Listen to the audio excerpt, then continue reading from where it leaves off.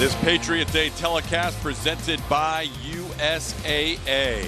20-year anniversary of 9/11. The flag across the out-of-town scoreboard here at Minute Maid Park. 9/11 remembrance. We shall never forget.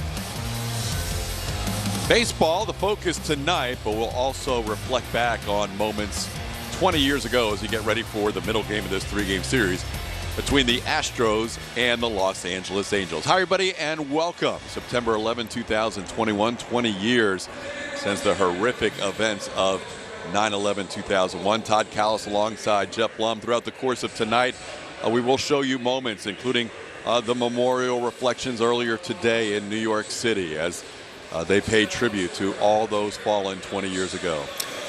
Yeah, it was a tough time 20 years ago, but fortunately we have the game of baseball, and the game of baseball actually proved to be a pretty good healing factor for the United States of America. But it's great to recognize those times. It's great to recognize those heroes that came before us and rushed into harm's way. We think about them on a daily basis. I know I do personally, and everybody was affected at that moment when that happened back 20 years ago, and it was just a unique experience to be in a game and be able to bring some of the life and some of the normalcy back to the world. And it was an interesting time, and it's a great time to reflect. And it's really the one time, and I know it's kind of crazy to say this right now, but it was the one time I remember this country really being unified on one front.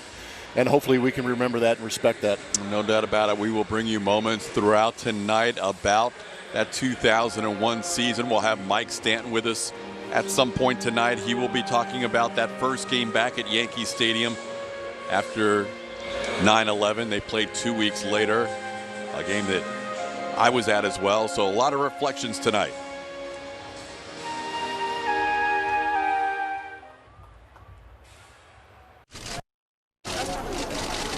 Hey Harold, how do you prepare for a big show?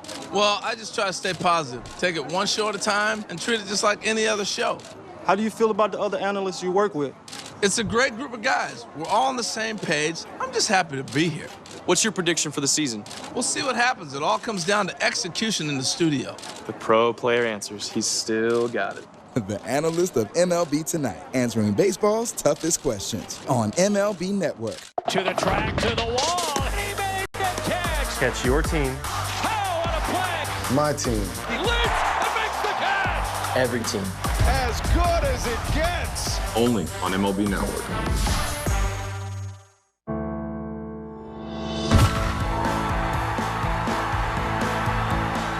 The ballpark is better when we're all here together.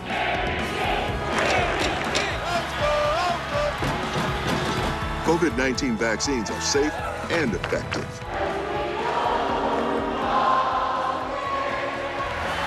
Join the team and help us all get back to doing what we love together.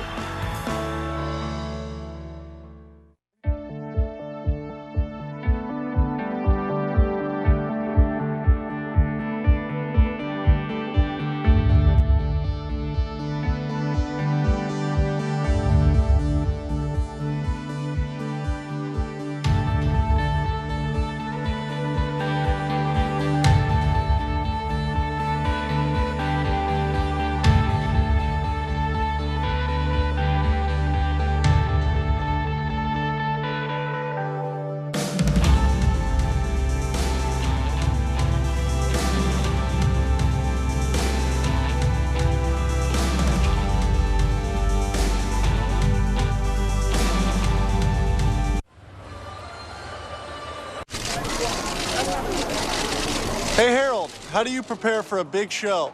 Well, I just try to stay positive. Take it one show at a time and treat it just like any other show. How do you feel about the other analysts you work with? It's a great group of guys. We're all on the same page. I'm just happy to be here. What's your prediction for the season? We'll see what happens. It all comes down to execution in the studio. The pro player answers. He's still got it. The analyst of MLB Tonight, answering baseball's toughest. Today broadcast of Astros baseball on AT&T Sportsnet is brought to you by USAA, proud supporter of the military community. When baseball returned to the Yankees and the Mets, they had a very special God Bless America with Irish tenor Ronan Tynan. We'll hear that rendition when we come back.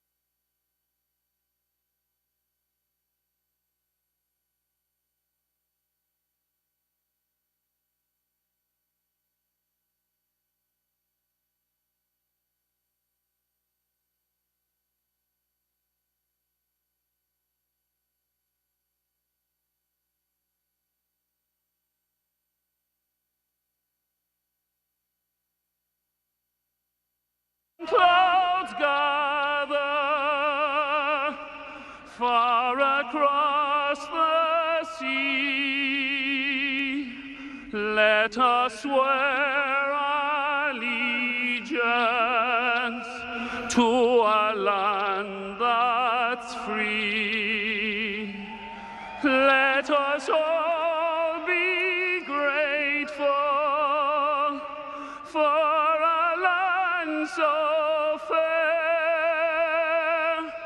as we raise our voices in a solemn prayer.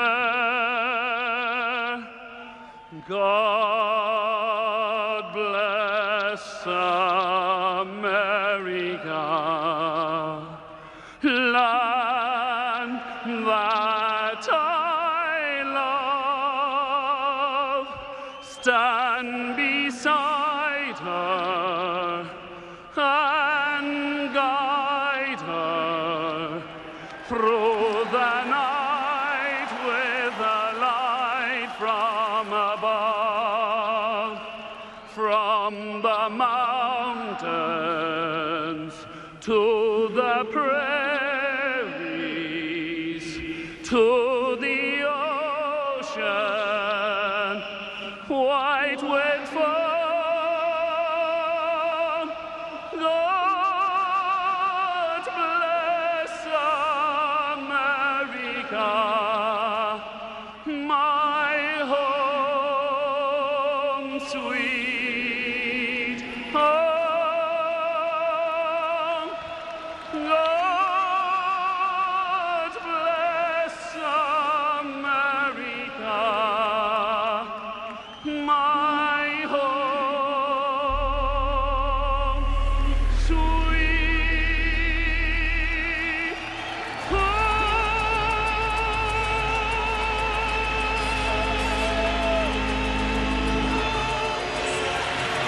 It is a day of remembrance as we welcome you back to Minute Maid Park, and we're going to continue to look back at the events of 9/11 across the baseball world and reflect. But the Astros have just 2 games left on this homestand. They're 3-1 so far. Had a great win last night in the series opener. Always good to get the first win of the series, but last night the Astros getting a win over Shohei Ohtani, who is one of the best players in the game right now, especially in the American League, a favorite to win the MVP, was a huge accomplishment. They stuck to their plan. They played well offensively, taking care of some defensive miscues last night. They were able to grab the win that they need so much in the month of September. They like where they're at right now. Carlos Correa saying that, and Alex Bregman echoing that as well. Just the way that they're playing right now. They still have yet to play their very best baseball, but they're getting close. We're seeing several of these guys swinging the bat well, and they love what their pitching staff is doing right now, as well as I should mention Luis Garcia getting the ball tonight, TK, as they go for the series win. Yeah, it's been a nice team effort lately as the Astros trying to close in on their 4th division title in 5 years, and tonight it'll be the young rookie Luis Garcia on the hill. Sitting on 10 wins and 6 losses, a 3.29 ERA, which are very good. He's tied for the lead in rookies with those 10 wins, but he is leading all rookies with that 155 strikeouts this season so far. Here's the lineup he will face tonight, with David Fletcher leading off, followed by Shohei Ohtani, now the DH. Joe Adell is in right field. Jared Walsh cleans up. Luis Rengifo, the shortstop. Brandon Marsh is in center field. Max Stassi, the former Astro, behind the plate. Jack Mayfield, the former Astro, at third base. And then Kian Wong rounds out the Angels lineup. Ready to go on a Saturday night. Astros lead the Seattle Mariners by 5.5 and the Oakland A's by 6, as the A's dropped a tough one today at home. They were leading 6-2 heading into the 8th inning, and they ended up losing that game 8-6. Yeah, that bullpen for Oakland has been wearing it, and we talked about it pregame, how it's a little bit of a reverse September for the Oakland A's.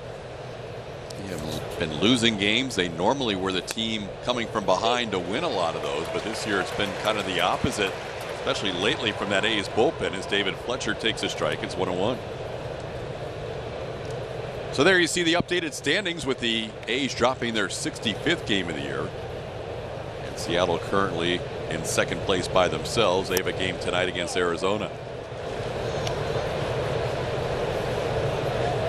Astros continue to try and move a little closer to their 4th straight full season division title. Last year, of course, a shortened season. They finished 2nd behind the Oakland A's. There's a ground ball base hit past Yuli Gurriel in the right field, and for David Fletcher, that snaps an 0 for 26 streak as he's a leadoff base runner for the Angels here in the 1st.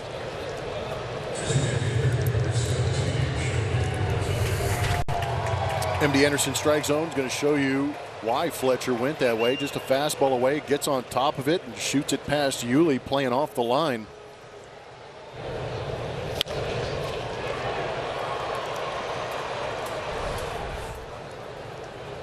So Fletcher on first. That'll bring up Shohei Ohtani. DHing tonight. Got 3 plate appearances last night. Hit a home run, his 44th of the year. And also walked a couple of times, including once intentionally. Ohtani starting the day with a .975 OPS, good for 2nd in all of baseball. Leads the AL in home runs and slugging percentage.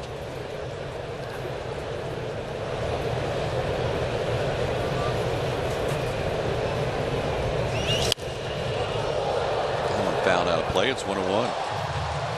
Defensively behind Luis Garcia tonight, Michael Brantley's in left field. Jake Myers gets a start in center. Kyle Tucker's in right. On the right side of the infield, it's Jose Altuve and Yuli Gurriel coming back after the day off yesterday. Carlos Correa and Alex Bregman short in third, and Martin Maldonado continues to start every game but one on the last road trip in this homestand. That ball hit hard past Altuve into right field. The Angels with a couple of base hits here to start this one against Luis Garcia. Ohtani's been on base all 4 times so far in the series. You're just kind of fortunate you keep him in the yard. He hits the ball hard on our matches from Supermo. You can see that fastball ending up middle. Big guy like Shohei Ohtani taking advantage of it.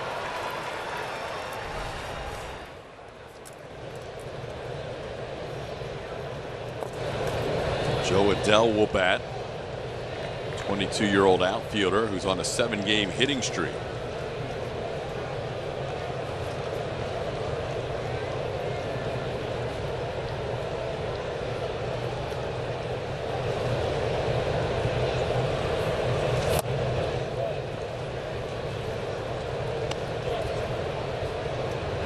Garcia has faced the Angels more than any other team in baseball by a wide margin. Still early in his career, making career start number 26. But this is his 6th game, his 5th start against the Angels. No other team has he faced more than 3 times. Now fouls one out of play. It's 1-1.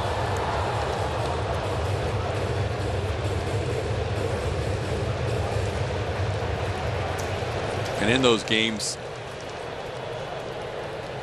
against the Angels, a couple of lefty hitters have hit him well, including Shohei Ohtani with that single. He's now 4 for 8, 4 for 9 against him with a couple of home runs. And also the guy on deck, Jared Walsh, 5 for 7 in his career with a couple of home runs against Garcia. No big batter here, Adell. Walsh has had a lot of success against Luis, and he's on deck. That's kind of been the story of Luis Garcia, is highly effective against right-handed hitters because of that fastball and the cutter slider. But he is still trying to develop that pitch that can get the left-hander out, because everything that he has that is highly effective is either straight or breaking in towards the left-handed hitter.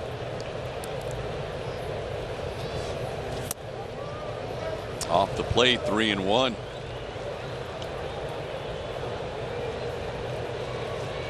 Tough start to this one for Garcia. A couple of base hits and now a hitter's count for Joe Adell.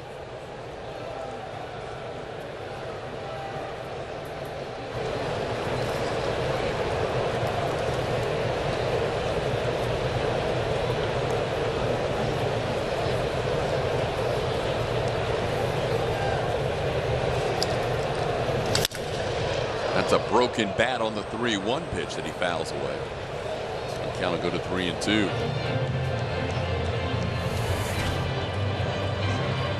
Good fastball in. See right off the label.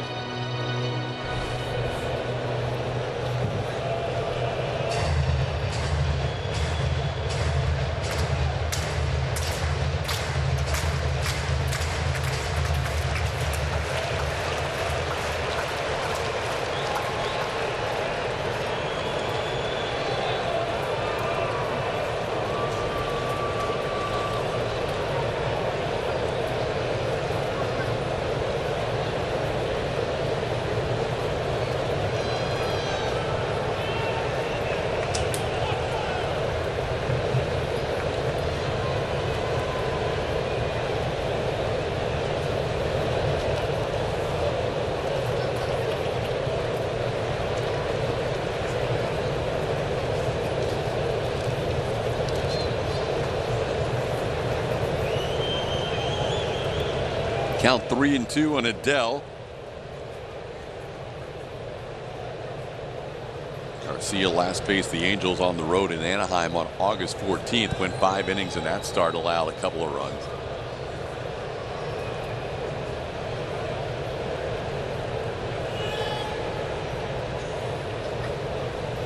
There go the runners. Pitch is hit high in the air to shallow right. Playable for Kyle Tucker. Runners have to retreat to their respective bases as there's one out in the inning. Timeout for our best in Texas power pitcher, driven by Ford. Luis Garcia on the mound, having a great rookie year, but here at home he's been incredible. Leads all major league rookies in all of these categories with a 1.83 ERA, a 185 opponent batting average, and that whip at .88. Doing a great job here at home. Fastball's been highly effective. He's done a good job of using that defense behind him, but also creating the swing and miss. Could use a couple of those right here. He's got to find a way to get through some of these tough left-handed hitters in this lineup.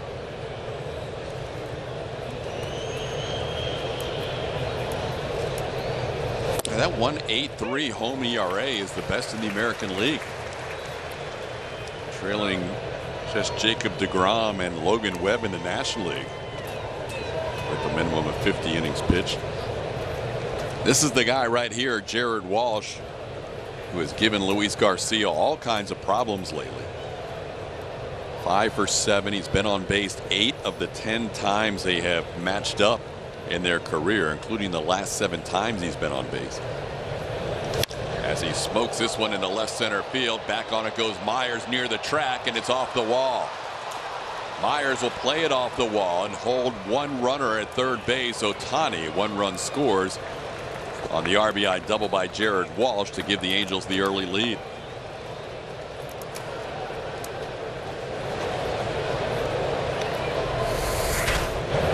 Jared Walsh continuing to see the ball well off the right hand of Luis Garcia. Jake Myers gave it his best effort.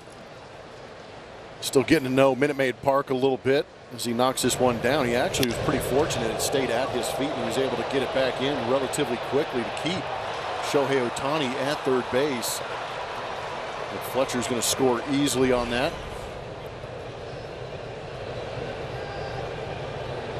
Infield back with second and third and 1 out. Luis Rengifo batting.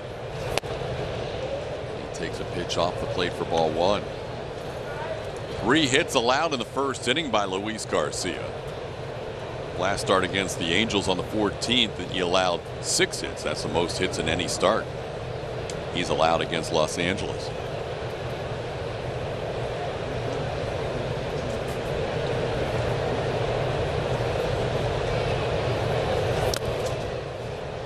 In the dirt, 2-0. Rengifo got 2 at bats last night after coming on as a pinch hitter. Luis ended up going 2 for 2 in that game. That spot in the order, Shohei Ohtani's spot, ended up reaching all 5 times last night. Rengifo in the year batting 180, a little bit better as a left-hand hitter, 209.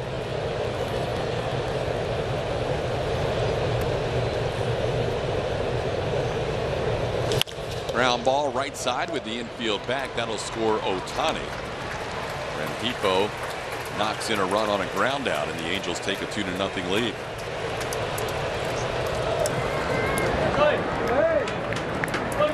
easy RBI to get, but the Astros playing back to avoid the big inning.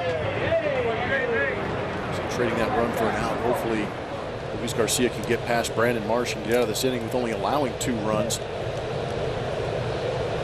If I'm a left-handed hitter against Luis Garcia, I'm trying to take that fastball up the middle the other way, and if he makes a mistake with the cutter, slider, or curveball, you're going to see it pretty good. But if my idea is going up the middle the other way, I'll be able to let that off-speed pitch travel and maybe be able to pull it.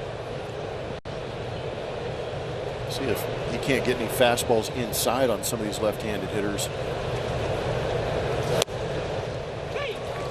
Starts him off with a breaking ball for a called strike.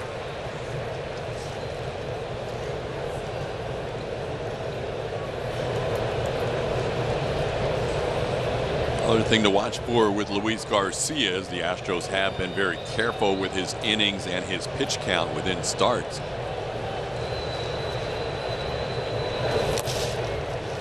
Since the beginning of July, Luis has not gone past the 90 pitch total in any start, and that only was reached once when he got to exactly 90 pitches 3 starts ago against Kansas City. So high pitch count innings would make for a shorter night, and the Angels have already put 20 pitches on him here in the first inning.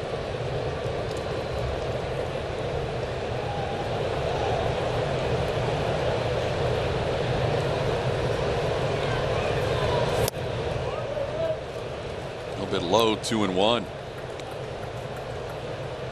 Marsh coming in batting .253, 6 for 15 against the Astros this year. Another young player getting a chance to play on a regular basis. Mike Trout has been injured most of the season for the Angels.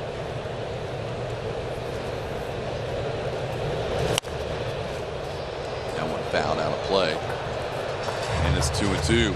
Angels hoping next year they have the health back of Mike Trout and Anthony Rendon, 2 big pieces missing out of their lineup this season. You put those 2 guys in there with David Fletcher, Shohei Ohtani, Jared Walsh, maybe a Joe Adell and Brandon Marsh start to produce, then all of a sudden you've got a whole different looking lineup.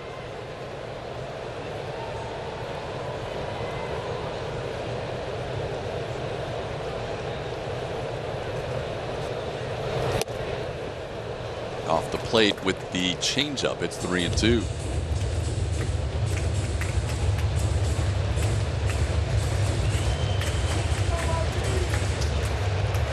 A slow start tonight for a guy who has dominated at home this year. Garcia's last 3 starts at home against Kansas City, Minnesota, and Cleveland, no runs allowed. But tonight, 2 runs in the first.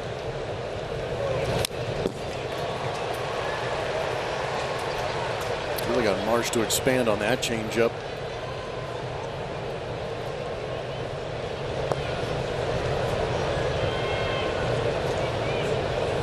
Has dug in here a couple times before. Max Stassi. I'd like to see him next inning. Yes, that would be fine. Thrown 3 straight changeups in this at bat to Marsh.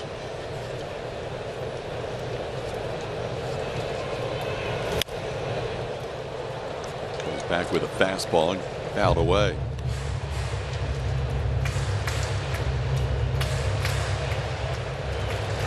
Garcia's last home start against Kansas City, 6 2/3 innings.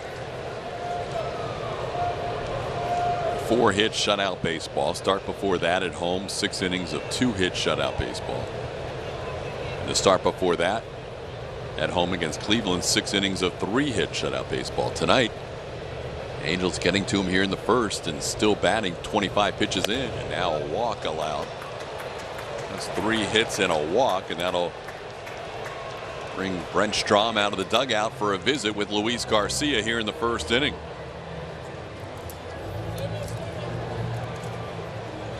Luis Garcia has been very consistent throughout the course of the season, and he's been even better at home with some of the numbers we've shown you. Maybe Brent Strom going out there reminding him that he is here at Minute Maid Park and get back to those numbers that we showed you earlier, right now having some issues with the command.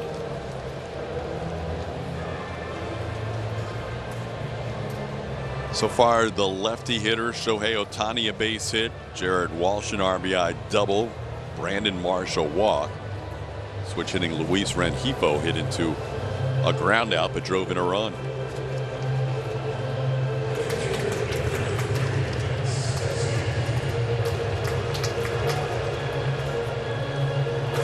Max Stassi will bat. Stassi's had a nice season for the Angels. Career high 11 home runs, career high 30 runs batted in. Playing in his 74th game of the season.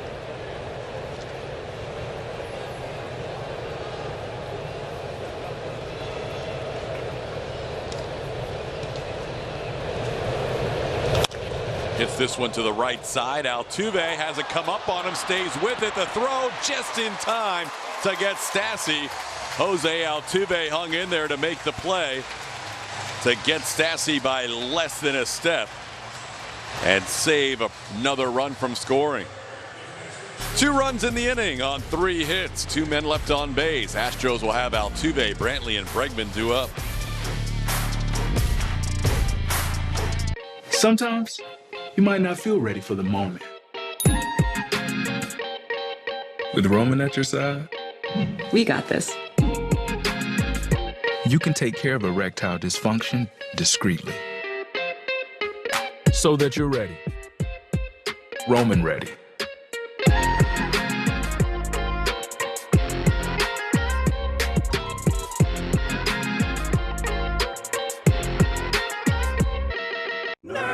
My new money goal? My new money goal? We've got money goals. Buy a place closer to my family down south. Invest in Black-owned companies. Invest in green companies. Invest for my daughter's future and my retirement at the same time. Have a better credit card than her. Whatever your money goals, NerdWallet knows the smartest ways to make them happen. Compare and find the smartest credit cards, mortgages, and investing accounts on NerdWallet. For all your money questions, turn to the nerds. You spend 1/3 of your life in bed. That's why at Bull & Branch, we hold ourselves to a higher standard. Our bedding is 100% organic, toxin-free, and fair trade certified. It makes a difference you'll feel and offers a better way to live in this world. Start with our best-selling signature sheets made to get softer with every wash. Visit bowlandbranch.com. Starting lineup on a Saturday evening, Jose Altuve has done nicely his last 5 games, 9 for 21. Michael Brantley, second in the AL in batting, hit second. Alex Bregman at third base. Yordan Alvarez hits cleanup. Yuli Gurriel, Carlos Correa, then Kyle Tucker red hot lately. Jake Myers and Martin Maldonado. Left-hander Jose Suarez is going against the Astros.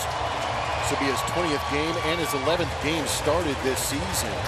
Has a 3.74 ERA. He is fresh off a start against Texas where he went 9 innings, only allowing 1 earned run and striking out 8 Rangers. It was a career 6.30 ERA against the Astros. Yeah, that complete game came out of nowhere. He had never pitched 6 complete innings in a major league game before. TK, I checked 3 websites to make sure that that was right. No offense, Jose. I mean, but I was looking through the game logs and I'm going, wait a minute. This guy's got a CG. But he pitched great. He had a low pitch count going into the 9th inning and a 4-0 lead thanks to a big home run by Shohei Ohtani. Gave up a run in that 9th inning, but only allowed 1 base runner and threw 100 pitches in that game, which is high for him, but still 100 pitches in a complete game is very impressive as he did that against the Rangers the last start. But prior to that, had not pitched past the 6th inning. So Joe Maddon was very encouraged and also very curious to see how he was going to fare tonight coming off that complete game. He's 23 years old. Both starting pitchers from Venezuela tonight. As Altuve takes one upstairs, it's 1-2.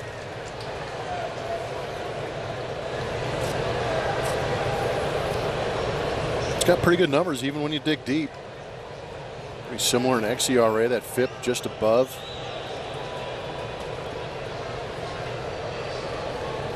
The key for Suarez last time was his command was the best it's been all year. Did not walk anybody in those 9 innings and threw 70% strikes. I would imagine if he's able to fill up the zone with that fastball and get ahead in counts, it makes that changeup that he has that much more effective. It's his best pitch is that changeup. Kind of neutralizes the right-handed bat. But on the season, the batting average against that changeup at 146.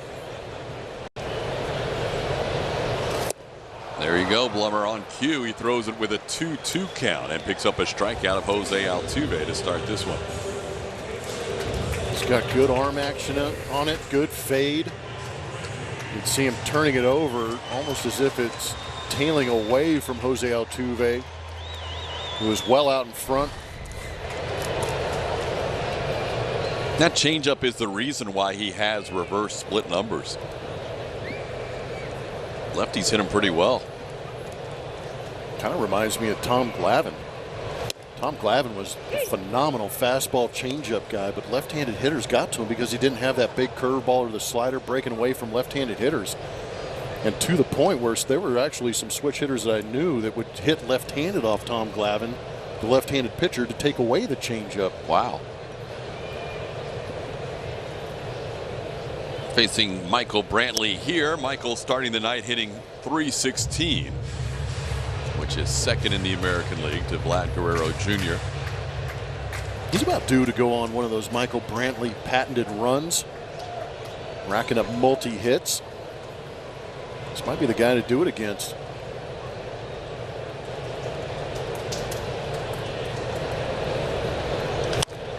That one off the end of the bat, popped up. Third baseman Jack Mayfield right in front of the stands makes the play for out number 2. Julia. No player does more is presented by HEB as Alex Bregman gets ready to hit here at 4 RBI last night. 8 hits, 2 home runs on this homestand. He and Kyle Tucker, since coming off the IL recently, Tucker missed 10 games, Bregman missed 59, have been putting up this kind of production. They're combined for .410 batting average on those 41 hits. Pretty crazy numbers for these two guys, making that lineup get real deep. Tucker in the 7 hole today, but Bregman swinging the bat really well, guys, and you've seen that. But for him to come off after being away for 2 months, said a lot of hard work went into it, listening to people around him. Feels like he's swinging it the best he has in years, TK. Yeah, it's great to see. The at-bats have been so solid. It's the old Breggy bat. The guy that was chasing down Mike Trout for the 2019 MVP and almost caught him. Last 3 games, 7 for 10, excuse me, with 8 runs batted in. Got me all choked up. Has that batting average up to 297. Takes another strike as Alex finds himself down in the count 0-2.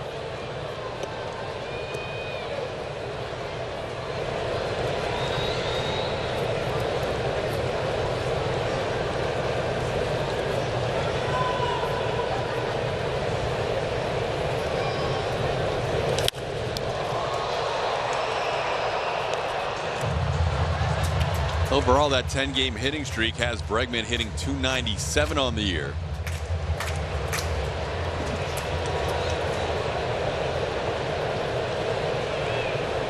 Alex does not have great numbers in his career against the lefty Suarez, just 1 for 8 with 3 strikeouts.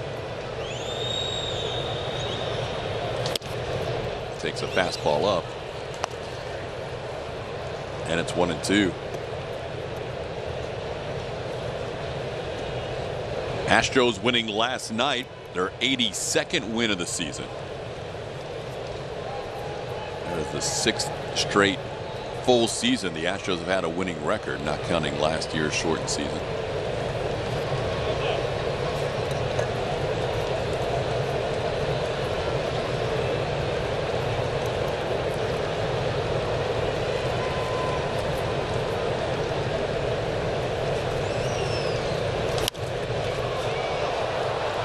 Going to head back to the crowd on a foul ball. Astros Astros 82-58 to start the night. 140 games in the books, 22 to go, 11 at home, 11 on the road. Play the final 2 of this homestand before heading to Arlington for a 4-game series starting on Monday. Astros will not have an off day. This is game 2 of 17 straight. Bregman takes the changeup below the zone. Evens the count at 2 apiece. What's great about Alex Bregman getting back in the swing of things is the at-bats he puts together. When he's going right, he's seeing a lot of pitches.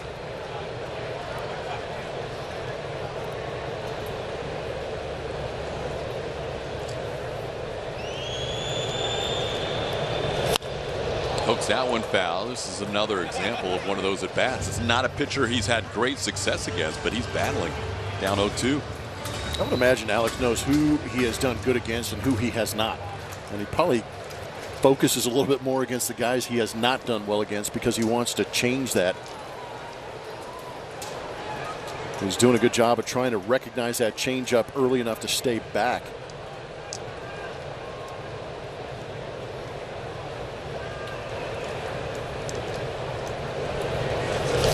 Little tapper towards short. Bregman can't run 100%, and he'll be retired for the final out. Luis Rengifo making the play. So 1-2-3 start to this one for Jose Suarez. It's 2-0 Angels.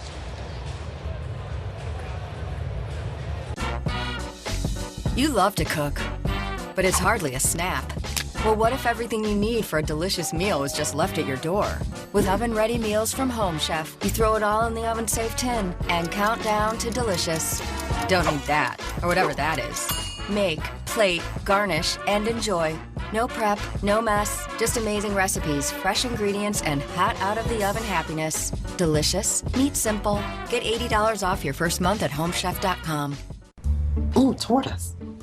What are you doing? I'm taking a quiz. But you're 36 years old and not in school. Well, thanks for the reminder. But it's a frames quiz by Warby Parker. I answer a few questions. It tells me which glasses are right for my face. And then I can try 5 pairs for free. Sounds like you've really done your homework. If there were any homework, I wouldn't have been able to do it. Because I don't have my glasses yet. Touche. Yes. Yeah.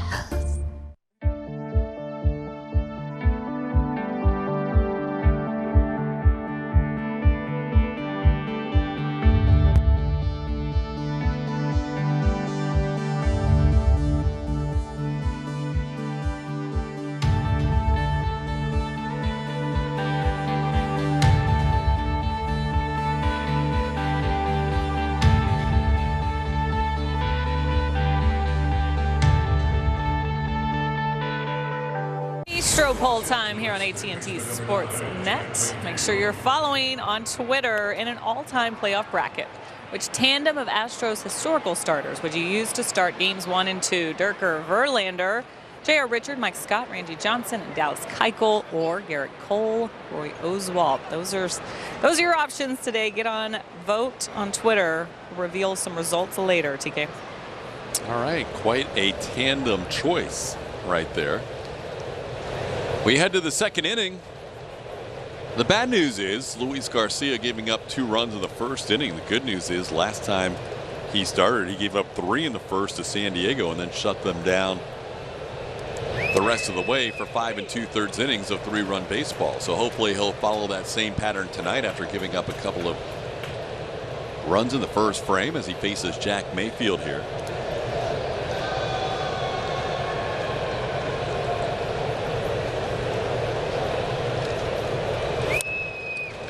Missing that cutter as Luis Garcia gets ahead of Jack 0-2.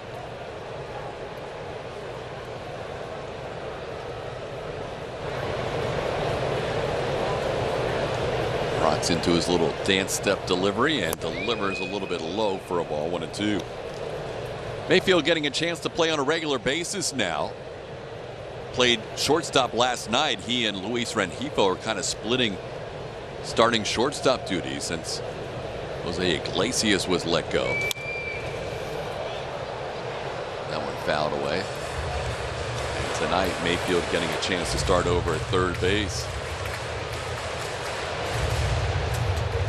Jack's 30 years old. He's been with the Angels twice this year. 11 games with the Mariners in between. But he's getting a chance to show what he's got here for the Angels in the final month of the season. And he sends this one into left center field. Long run for Myers, and Jake will get there and put it away for the first out of the inning.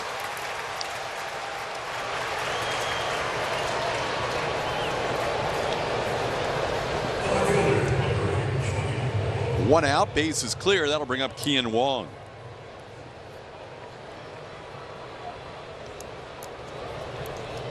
Wong was the only one of 3 position players last night on Joe Madden's bench, getting a start tonight. Same with Luis Rengifo. Also Max Stassi. That was their 3-man bench last night. Tonight they're all starting. Wong had a pinch hit at bat last night and ended up grounding out.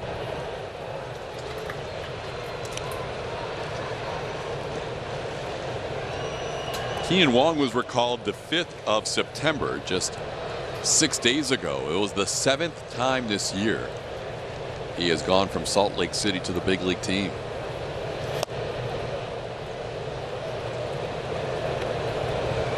He's got a nice vacation with all the frequent flyer miles he's racking up. That's a lot of times up and down. Wow. From AAA to the big leagues.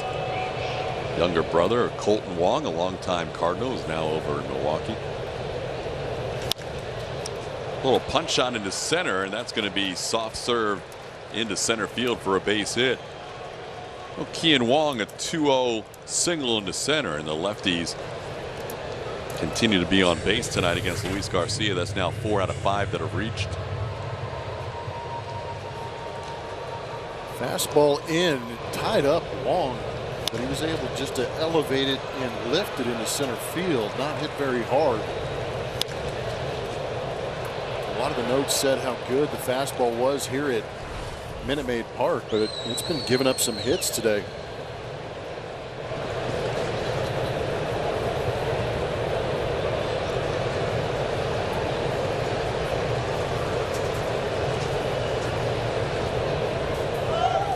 Runner on the go. Fletcher puts the ball in play to the right side. Altuve makes the sidearm throw to get Fletcher. Kian Wong on the move gets to second base.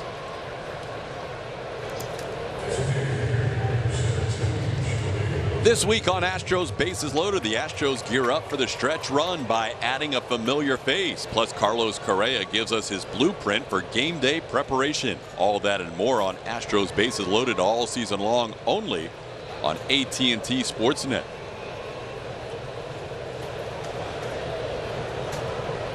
Here's Shohei Ohtani.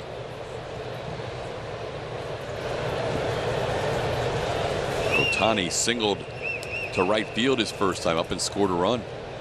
You know, that last play was kind of interesting with the runner on the move in that Carlos Correa was the one covering despite a right-hand hitter. And Fletcher kind of reached out and hit it to the other way. Not sure if he saw right away who was covering, but normally you would think Altuve might be the guy covering with a righty up there. A lot of things changed with the hitter up there. David Fletcher's one of those guys that'll spray it around. Good pitch.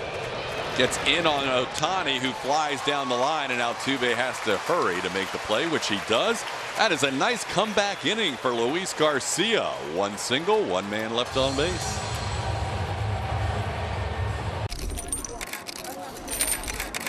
Cliff, how do you know how much bling to wear before each game? What bling you wear during the game is a very important decision. You want to wear enough so you look good, but not too much where it slows you down on the base pass. Some diamonds are always nice, but on a sunny day, the reflection can get in your eye and make you miss a play. Thanks, Cliff. Very informative. The analyst of MLB Tonight, answering baseball's toughest questions. Only on MLB Network. To the track, to the wall. He made the catch. Catch your team. Oh, what a play. My team.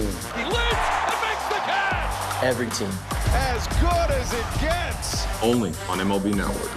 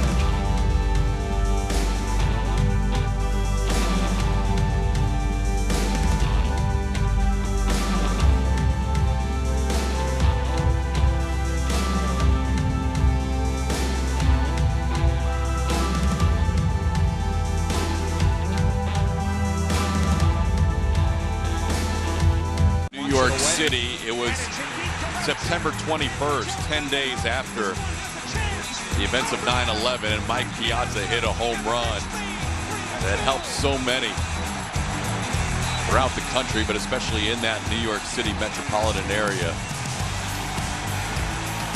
It was almost destined to be that night at Shea Stadium in New York, 10 days after the tragedies of 9/11. Here's Yordan Alvarez leading off and taking a strike. That home run for me, arguably in the last 20 years, might be one of the greatest home runs in the last 20 years. Just because of the moment and just kind of the announcement of we are back.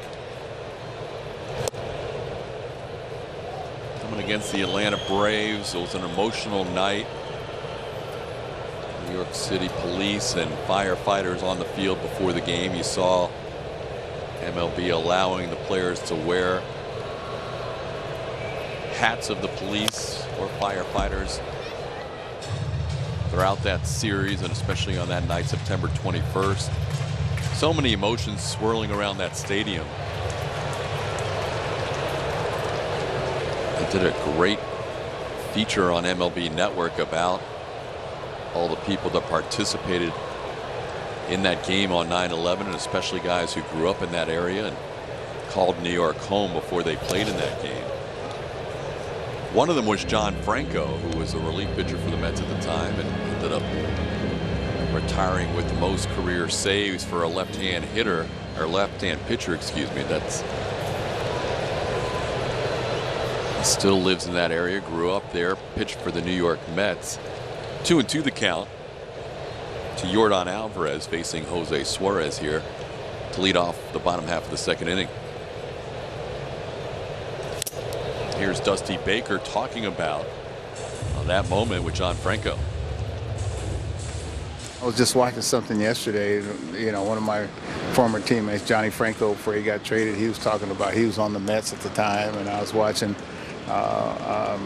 you know, about Mike Piazza, you know, and when he hit the home run, and how, you know, that kind of helped, you know, heal baseball. And it got back a lot of respect for the first responders, especially, you know, a lot of the New York City, you know, police department people.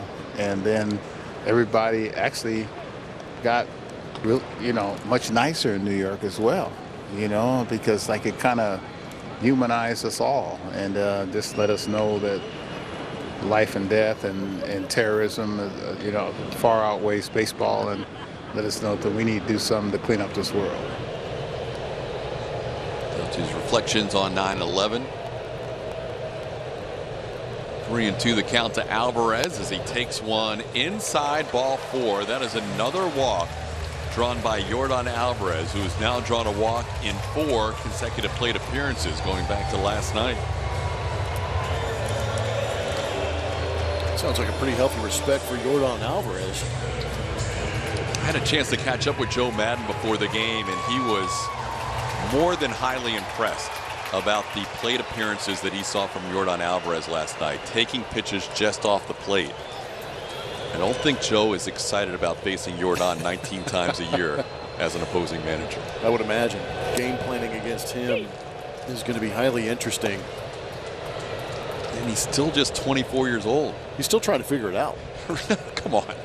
Yeah, that's what's crazy to me. You know, and one of the things, if you go back and think about the offseason where he spent rehabbing his knees, he focused more on his lower half than he probably did on the rest of his game.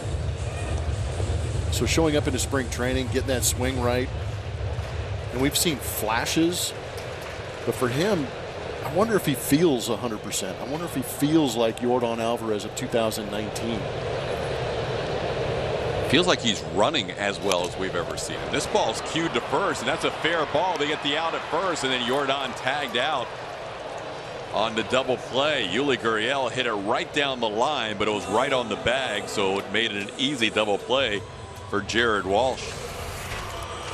Yeah, that might have been a changeup that he hit off the end of the bat. It's amazing it didn't spin foul. Walsh catching it right on the line, stepping on the bag and giving a strike to Rengifo, who gets Alvarez.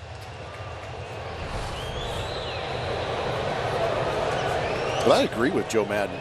if you're watching Yordan Alvarez from afar, you're saying this guy's just a thumper. He's going to hit 500-foot bombs, jog around the bases. But then you watch him play a little bit of left field. He plays a great left field. He'll score from first on a ball in the gap. Surprise you with some of the speed if he's trying to beat out an infield hit. And again, I really feel like Yordan is still learning the game, and that's kind of a frightening thought for everybody across the league.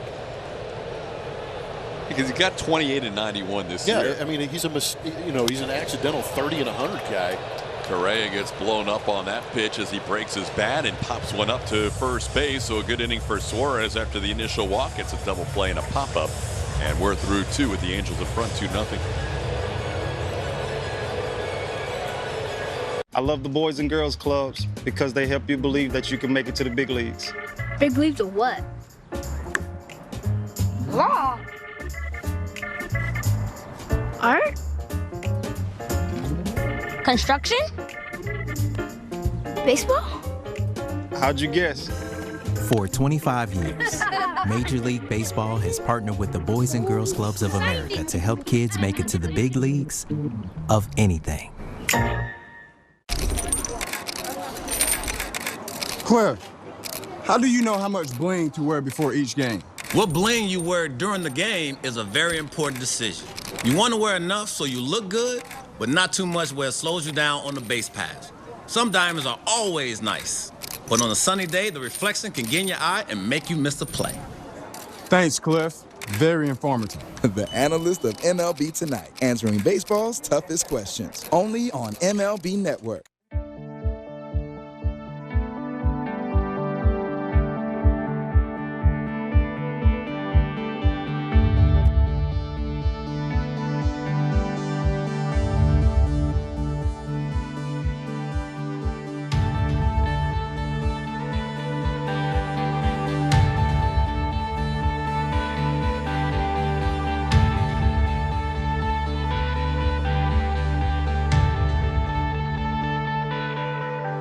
Went back-to-back for this bobblehead presented by HEB. 10,000 fans at next Sunday's game against the Arizona Diamondbacks will take home the Yordan Alvarez bobblehead. So be sure to get to the game early. To get your tickets, visit astros.com/promotions.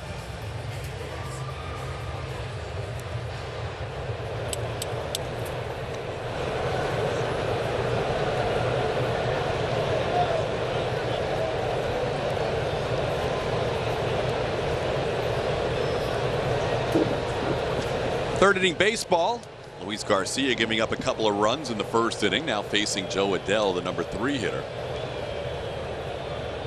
Adell flied out to right his first time up.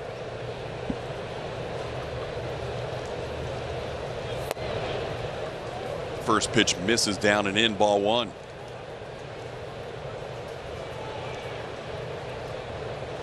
Angels and Astros wrap up their season series at Minute Maid Park today, but they still have 4 more games to go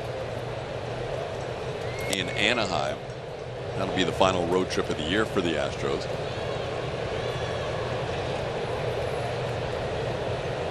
Garcia missing on the first 2 pitches here in the 3rd inning. It's 2-0.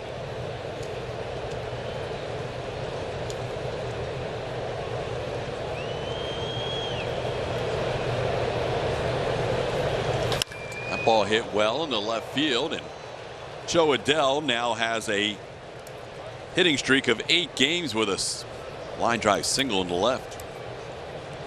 Leadoff base runner here in the 3rd. Tried to get inside on Adell, but it stayed out and caught a little too much of the plate. Ball shot into left field. 110.4 off the bat for Joe Adell. Now here's Jared Walsh, who's now been on base 8 consecutive times in his career, facing Luis Garcia. There's a called strike.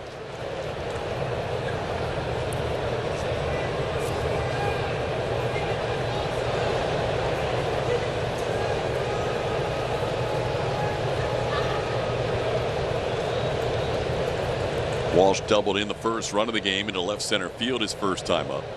He has a 10-game hitting streak going. Feels like a couple of times the Astros have seen Jared Walsh this year. He has been red hot.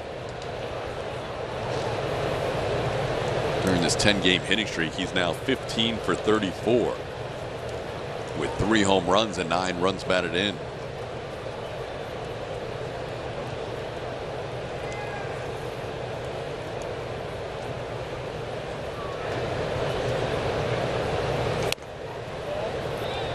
Upstairs, 1-1.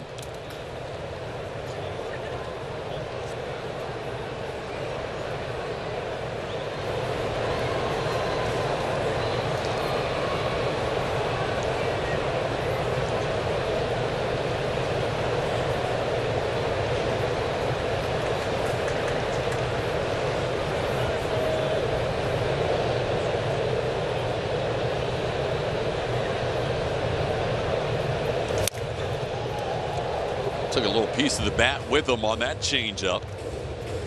As you can see, the sliver from the end of the bat at home plate picked up by the crew chief and home plate umpire Field and Culbreth. Good changeup. Got Walsh way out in front. Close your eyes. Yeah. The windshield. That was floating right around his face. He was going down I-10. Stuff flying everywhere. 1-2 the count to Walsh.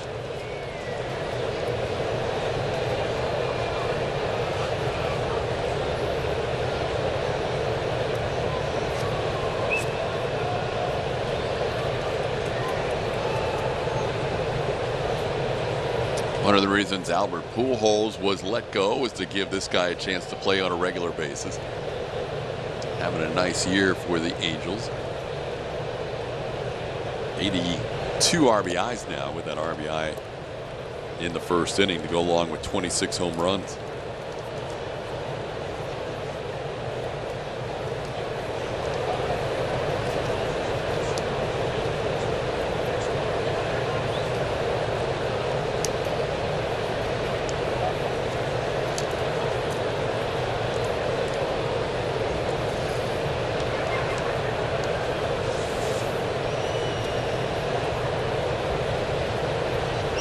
Got him. Luis Garcia wins that battle against the guy he has struggled against. That is Garcia's first strikeout of the game.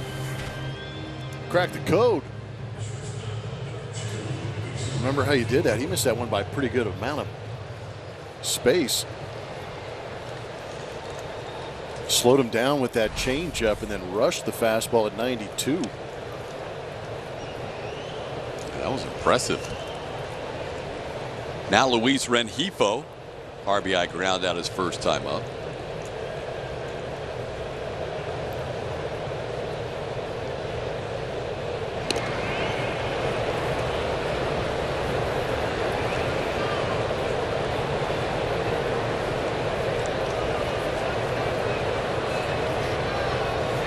Garcia will start this game, and then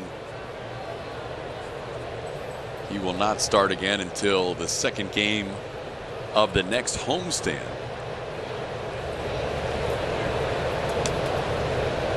The first game of the next homestand. The Astros go on a 4-game trip after tomorrow. So Lance McCullers will get the start tomorrow. Lance started the homestand, and he'll finish the homestand in the 6-game set. And the Astros will add Zach Greinke to the mix for that series in Arlington. And then they'll come back home. It'll be Luis Garcia and Lance McCullers Jr., assuming they stay with their rotation in order and use a 6-man rotation at that point. So here's who's in store for the series against the Rangers. Rangers coming up with that big win today against Oakland, scoring a lot of runs late. It'll be Odorizzi Monday, Zach Greinke Tuesday, then Jose Urquidy and Framber Valdez. Astros have already won the Lone Star Series, winning the Silver Boot again.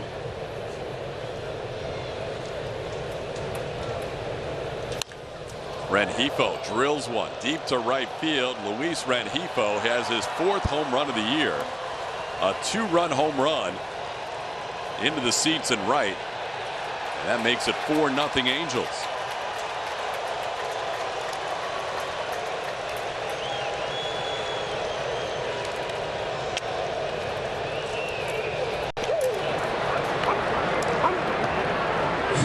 his home runs have been as a lefty hitter. It's another good fastball to hit. And if you're guessing right on the fastball and you get in that location where you can get those arms extended and get that barrel out in front, this is what happens.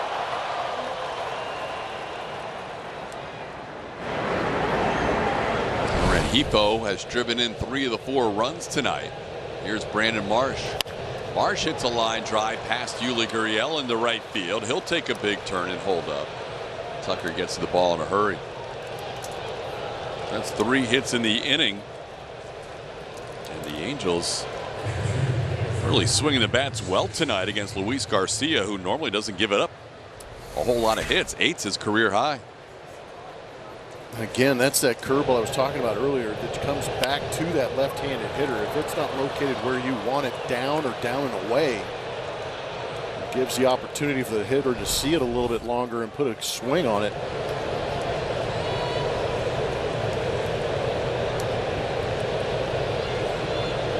Seven hits allowed in 2 1/3 innings.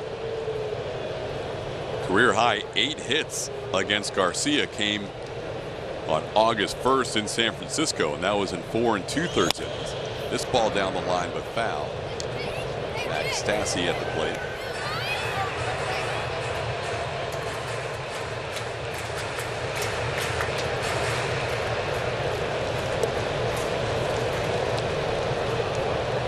Stassi hitting in the number 7 spot tonight. There were times this year where he was hitting so well, the Angels put him up in the cleanup spot for a stretch of games.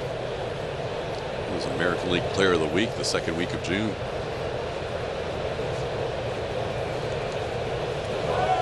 Runner on the go, and Stassi fouls one away. Garcia ahead of the count 0-2.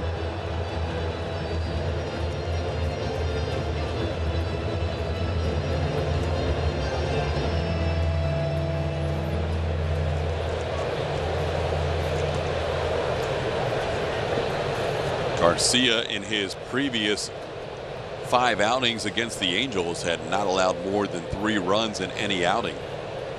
He's given up 4 tonight. So far only recording 7 outs, and the Angels have 7 hits.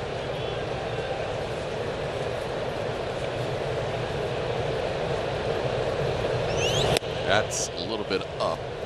Didn't miss by much on the cutter. It's 1-2.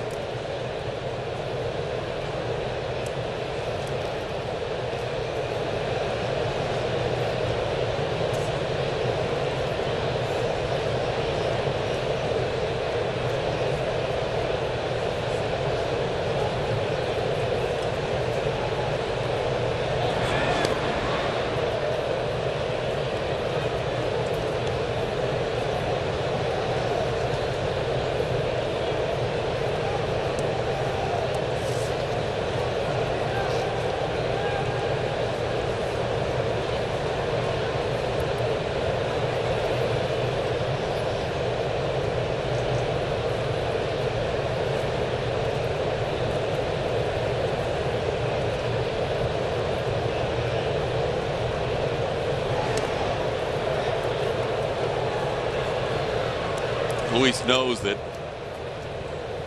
with that delivery home, he has been susceptible to the steal this year, so he is going to try and keep runners close. Brandon Marsh has 3 steals on the season.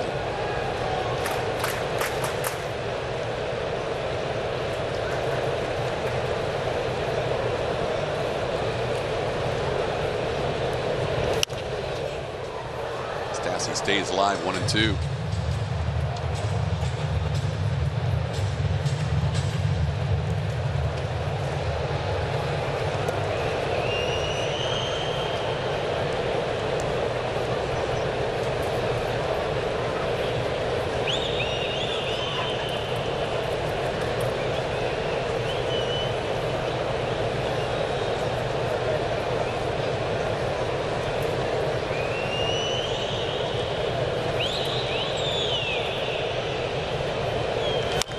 Little tapper, Garcia off the mound in a hurry.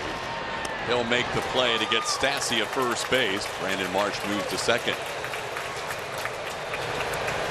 Join us this coming Friday as the Astros take on the Arizona Diamondbacks. Make sure to arrive early because 10,000 fans will receive a Jose Altuve replica white jersey presented by HEB. For more information or to get your tickets for the game, visit astros.com/promotions.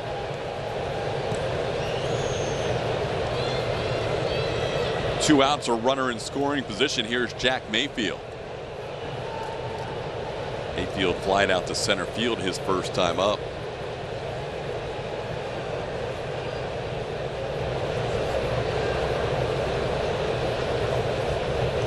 That ball towards the middle. Correa to his left. Can't quite make the play cleanly. He was going to have to hurry to get Mayfield going down the line. Carlos keeps the ball in the infield. So Marsh stays at third. There's a similar play yesterday that Jack Mayfield actually breaking out of the box forced Carlos Correa to speed things up a little bit, and he threw the ball high. It's a little bit tougher play, moving well to his left. Had a little interference being run right there by DJ Rayburn, but still a good job of keeping that ball in the infield and not allowing that runner to score from third. Still some work for Luis Garcia to get done to try and get out of this inning. You're going to charge an error to Correa on that ball. Wow. Here's Kian Wong. This ball to Altuve should be the final out of the inning, and it is. A 2-run score on 3 hits in the mix. An error, 2 men left on base. We are through 2.5. Astros down 4-0.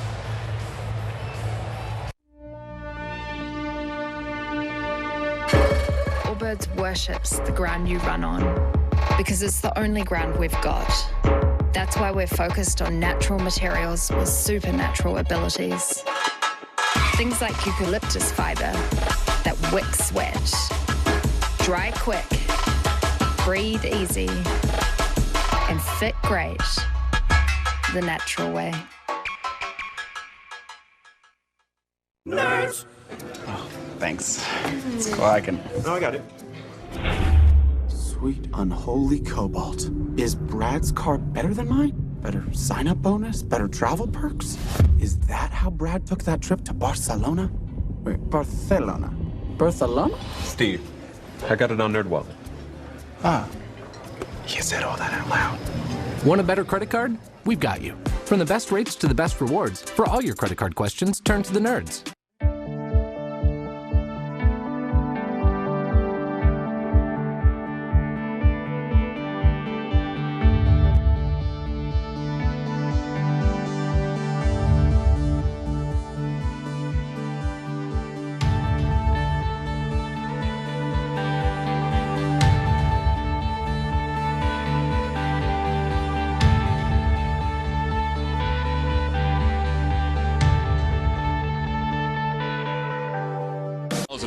As baseball returned following the events of 9/11. This would be the first game back at Wrigley on the 27th of September.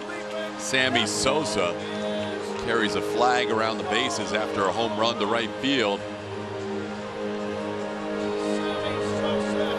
As a lot of people were hurting at their cores for those many weeks and months after the events of 9/11, and baseball tried to bring back a sense of normalcy. We are going to hear from Joe Espada, the bench coach, during the course of tonight's game. We already heard from Dusty Baker about his thoughts reflecting back. We're going to have a guest in our booth next half inning, Mike Stanton, who was a pitcher for the Yankees in 2001, pitched in the game immediately after the events of 9/11, and also pitched in the World Series that year. The iconic moment with the president throwing out the first pitch at Yankee Stadium for Game 3 of that World Series between the Yankees and the Diamondbacks. All that coming up on our broadcast tonight as we reflect, we remember, we shall never forget the 20-year anniversary of 9/11.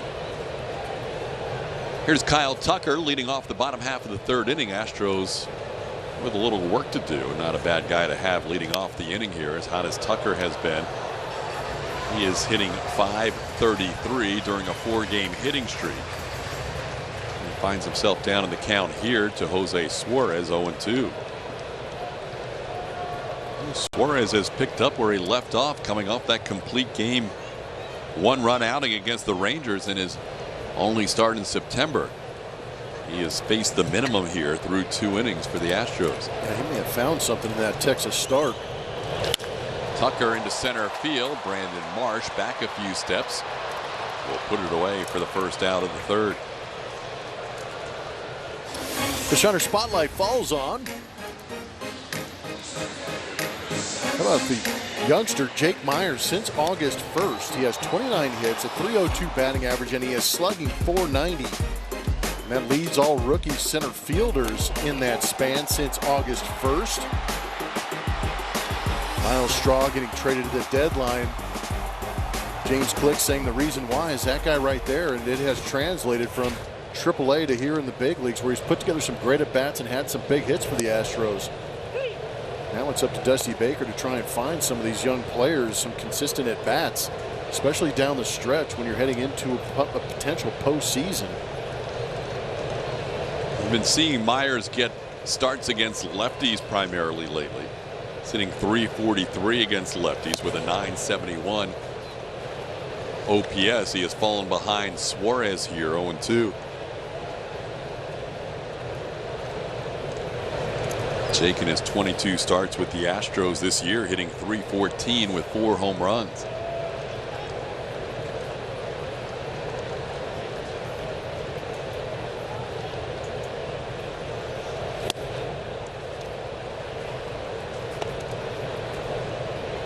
Jake had a good season going at AAA Sugarland, hitting .343 with an OPS over 1,000 this year. And he has not disappointed at the big league level. He's played a very solid center field. Made a couple of spectacular catches out there. And he has been doing a nice job at the plate in his month plus at the big league level.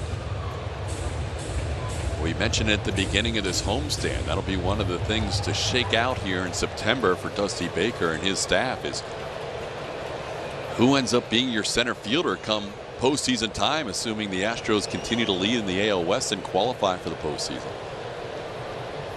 Chas McCormick and Jake Myers have been splitting the at-bats lately. But you would think come October, if you are fortunate enough to qualify, you'd rather lock in on one guy. Because they're both right-hand hitters. I was say there's really no difference between them, even with the arms that they throw with. Right. So it's maybe the guy who's going hottest at the time. I'm not sure. You know, that's going to be that tough call for Dusty Baker, because Chas McCormick has put up great production numbers also.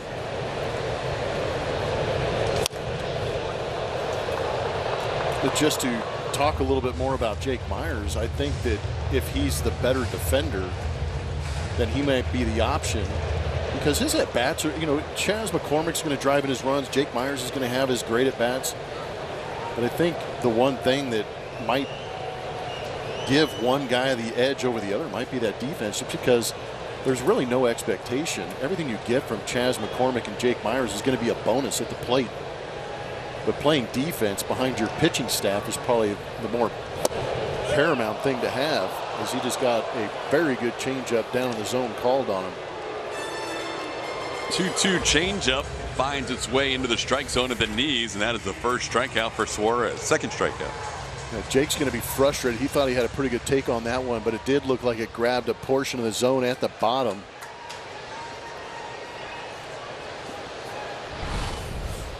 Astros still looking for their first hit against this 23-year-old left-hander, making his 11th start of the year.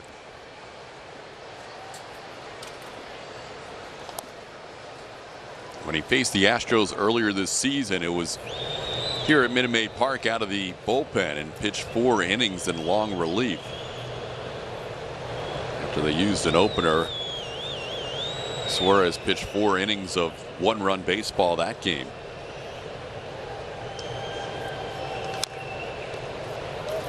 Maldonado with a 1-1 count. I'll tell you what, Suarez is not afraid to throw that fastball in. At 93 miles an hour for a left-hander is no joke either. He's still got to get it ready for that. But being able to pitch that fastball inside really opens up that changeup away. But the movement and that fade that he has on that changeup has been that much more effective, and you can kind of see him working hard in, soft away. And as much as hitters know that, it's tough to sell out for it and guess on it sometimes. Because if he all of a sudden doubles up on that fastball in or doubles up on that changeup away, you can look foolish at times. Maldonado hits one deep to left field. That ball towards the wall, and that'll be a foul ball. That ball kept hooking. That looked like it was plenty fair off the bat. I thought it was going to be off the manual scoreboard. I thought he hit it hard enough to be able to get it off that, but it must have been a little bit off the end of the bat, getting quick on that fastball at 91. And as it came back down to earth, it just kept tailing into that foul territory. That was a good pitch to hit, but you can see the hands getting a little bit too quick.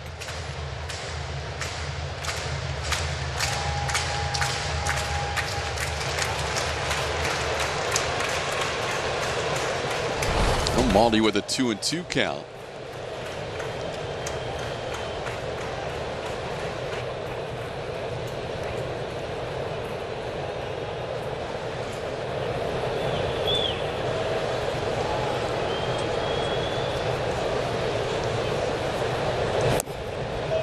Good take on that changeup that he was looking for the chase from, and now the count's 3-2. And again, there you go. Fastball in, changeup away. Fastball, foul ball pulled down the line, changeup away. Does he go with another changeup, or does he try and bust him in with the fastball, or maybe throw that fastball on the outside corner? But I think he's got enough confidence to be able to throw it in a 3-2 count. Even though the Astros are hitless so far, they are averaging about 5 pitches per plate appearance against Suarez. Suarez got into that 9th inning last time against Texas with his pitch count in the 80s. Maldonado swings and misses at that fastball. Suarez picks up back-to-back strikeouts. He has gone through the first 3 innings facing the minimum batters. It is 4-0 Angels after 3. You spend 1/3 of your life in bed. That's why at Boll & Branch, we hold ourselves to a higher standard. Our bedding is 100% organic, toxin-free, and fair trade certified. It makes a difference you'll feel and offers a better way to live in this world. Start with our best-selling signature sheets made to get softer with every wash. Visit bollandbranch.com. I'm Lorenzo Cain, and you can catch me robbing home runs on MLB Tonight. I'm Bill Ripken, and you can catch me talking about those robbed home runs on MLB Tonight. MLB Tonight, where baseball's best players are side by side with TV's best baseball analysts. I love the Boys and Girls Clubs because they help you believe that you can make it to the big leagues. Big leagues of what? Law. Art. Construction. Baseball? How'd you guess? For 25 years, Major League Baseball has partnered with the Boys and Girls Clubs of America to help kids make it to the big leagues of anything.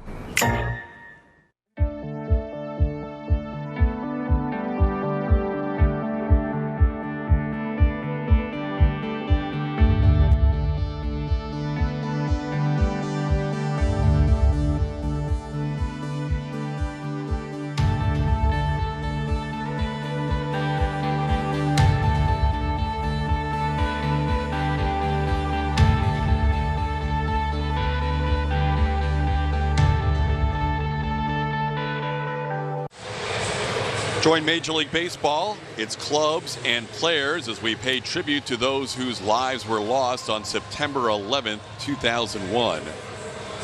Honoring them with a pledge that we shall never forget.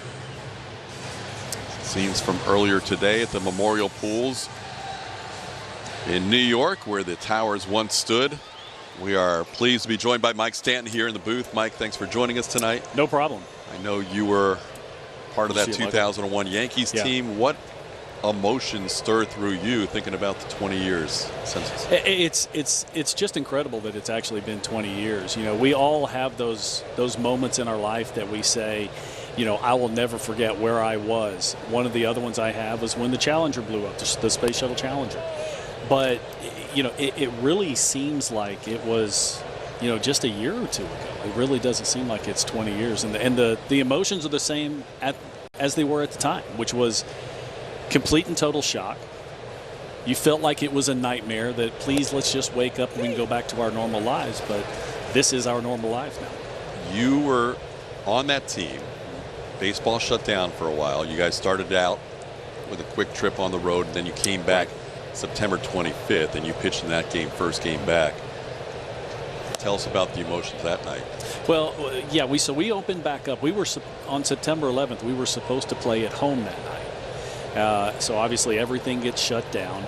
We opened back up on the south side of Chicago playing the White Sox, and that was just an emotional situation, just being back on the field at all, because we really didn't know if we were supposed to be on the field. We didn't know what we were supposed to do. Should the season be canceled? There was just so many different things going on at the time. It wasn't until we actually got on the field that you actually felt like, okay, this is exactly where we're supposed to be. But getting back to New York after that short road trip, it was really surreal. I mean, to get back on the field and what made it so incredible were the fan bases, just how everyone came back out. I mean, if anybody was afraid of the situation, they sure didn't show it. And, we were the evil empire at the time. Everybody hated the Yankees. We had won 3 World Series in a row, and, we were cocky and all this kind of stuff. But the whole country embraced us. It truly was incredible to see the unity of our nation that came out of 9/11. What were the conversations like inside the clubhouse on that first game when you guys actually got back to New York and back inside that stadium? What was the mood? What was the conversation before you guys took the field? It was excitement for being back on the field, since we had already been on the field a few times there in Chicago. But there was some nerves, just because we're back to the epicenter of where everything happened. Ground zero was just a couple miles away.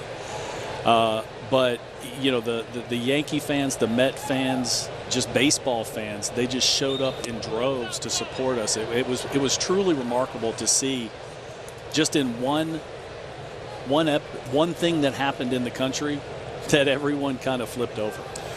What was incredible to me is the fact, like you said, we actually got to get back on the field, and there was a little apprehension. Should we be doing this? How do we go about doing this? Are we going to pay this game enough respect, or the people enough respect in going out there and playing? But you guys were going for a pennant. What was it like to have that happen in the middle of a pennant and then go out there and kind of use that to galvanize your team and really push into that playoff situation? Well, going into it, you really questioned, again, should we be doing this? Should the season be canceled? Should we even be having baseball? Should we be worrying about this kind of stuff? But once we got onto the field and we saw how the city and how the country reacted, we were like, yeah, we're all in. Let's go get them.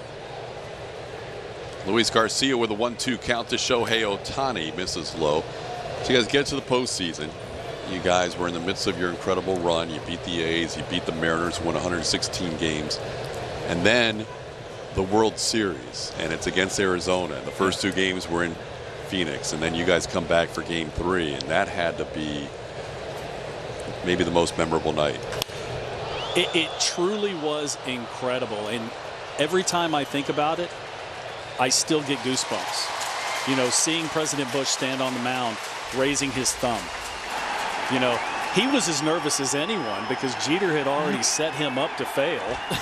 Told him, don't throw the ball in the dirt, and you have to throw the ball from the rubber. If you don't throw the ball from the mound, they're going to boo you. I don't really think that was the case. They weren't going to boo him. He had done such an incredible job of leading this country, but I mean, listen to that. Dart down the middle. It was unbelievable. He warmed up for a while. Yeah. I mean, this wasn't a cold turkey throw. It's not his first rodeo, let's be honest. He knows what he's doing. Well, I mean, especially being a former Major League owner, he absolutely had to be able to throw a baseball. What a great moment. Todd Green making the catch there, and then the chance of USA. Did you guys get a chance to go out in the community at all and be within the community and get to mingle with a lot of the fans? I know you guys are pretty close to the fans as it was. Personally, I did not go into the city. Yeah. I just couldn't bring myself to do it. I spent a lot of time at home. Now, the community we were How many living years on, did you play in New York? You played there for a while. Oh, gosh. Well, in New York, I played for 9 seasons. Yeah, so, I mean, that's almost establishing yourself as a New Yorker. So that's probably why you couldn't get down in there and see some of that stuff. There was just too much emotion. There was just too much going on. Now, a lot of guys did go down. They did different things. The Mets did an amazing job. They were using Shea Stadium, the parking lot at Shea Stadium, as a that's where the first responders are kind of rallying. Right. That was kind of a staging area for Ground Zero, and it was, But as far as where I was living in the community, we did. I mean, knew a few people that were there. I knew some of the first responders, and then, the kids had, friends that had, their parents had passed away. So it was, it was a very emotional time, and the way the Yankees, the way we were playing at the time, I really do feel like it helped just a little bit. Absolutely, 100%. That was an incredible World Series to watch as it was, and then to have that on top, it was incredible. Right. Mike, we appreciate the time.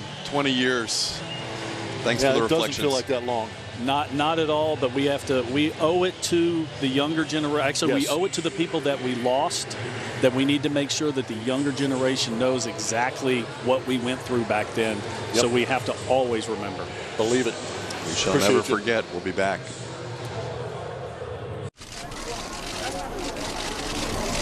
Mr. Smoke. You, go ahead. Since signing with MLB Network, you've been very busy.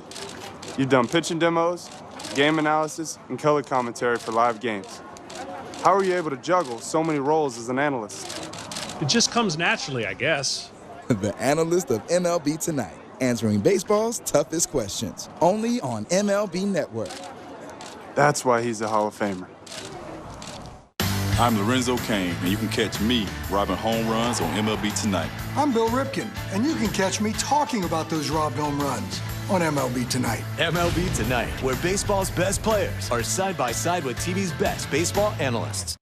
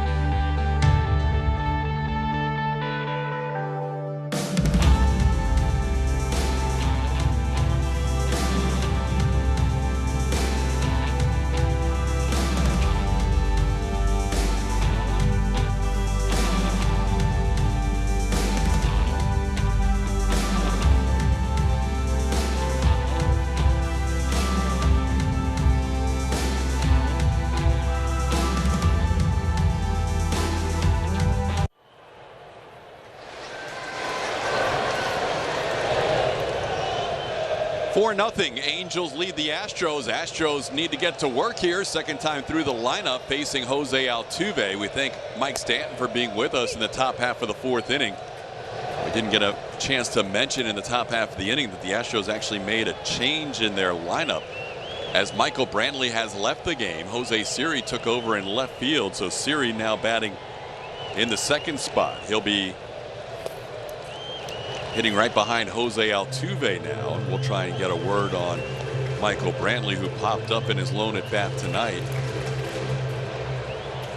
Don't remember anything extraordinarily strenuous in the field, but whatever it is, we will try and get an update for you on Michael Brantley leaving the game. So Siri in there in the 2 spot. Altuve with a count of 2-1. Thanks to Mike Stanton for reflecting back on 2001 as a member of the New York Yankees. Yeah, it's unique to have a guy that was actually in that entire situation, to be able to have him on hand, give us an idea of what was going on. Pretty impressive. Remember another guy who spent a lot of years in this area, Roger Clemens, was the pitcher. September 25th, that first game back at Yankee Stadium after 9/11. And he actually stopped at Firehouse 22 on his way into the ballpark. He wore 22 with the Yankees. It was a very emotional night for him and everybody involved in that game. I happened to be on the other side working for the Devil Rays that night, and we got in the day before. And I had a check that we had gathered some donations from a bunch of guys in our fantasy football league that I was going to give to the 9/11 Memorial Fund, and just started walking down towards the site, and I couldn't stop walking. I had never planned to go as far down as where the towers used to be, and I was eerily drawn to it, and it was something that I'll never forget because there were so many pictures along the way of so many people that looked like they could be in our family or in our fraternity, or just so sad and so devastating to go all the way down there. And I think I ended up walking about 7 miles round trip to the site and back, and it was something I'll never forget. There were still people there working on the site and clearing debris, and people wearing masks well before the last couple of years where people wear masks on a regular basis. It was and then baseball the next day.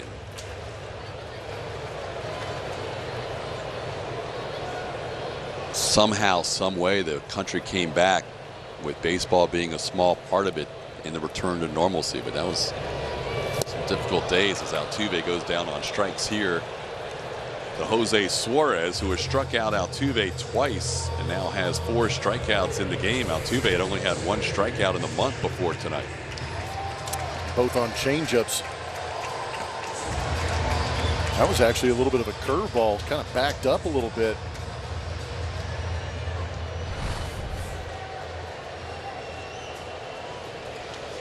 Now Jose Siri will get his first at bat of the night. Siri's been a pinch runner a couple of times, has 1 career at bat. He struck out in his lone at bat. He also has scored a run and stolen a base as a pinch runner.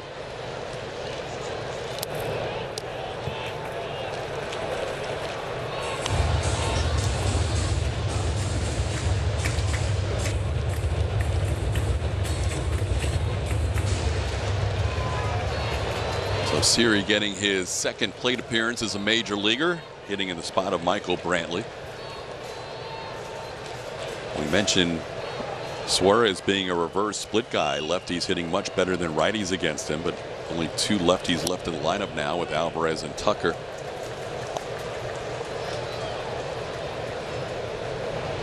Counts 2-0 on Siri.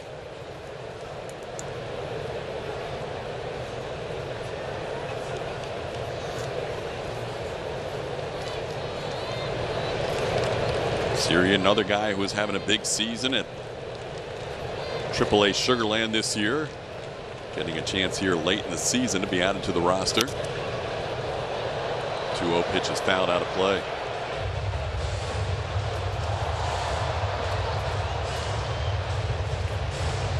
Siri had been in the Reds minor league system from the time he was signed at the end of 2012 all the way through 2019. He was on waivers a few times, claimed by Seattle, then claimed by the Giants.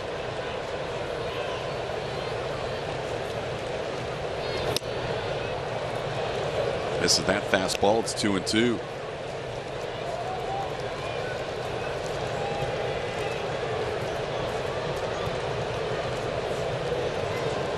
Siri getting the opportunity here in the big leagues.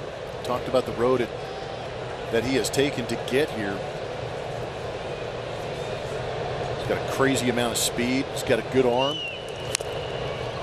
Showed good power. 16 home runs in AAA this season. But now it's time to do it here in the show. Probably wasn't anticipating getting this game with Michael Brantley in the lineup. Sometimes you don't know when that number's going to be called, but here he is. And if he does something exciting, you better be ready at home. This guy does not let anybody down as far as excitement level when something's going his way.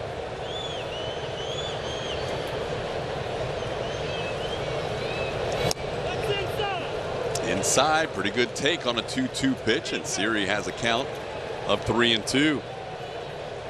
Siri last year with the Giants was at their alternate training site.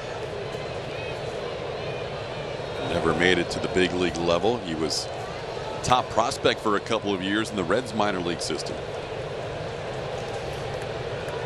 Now a chance with the Houston Astros.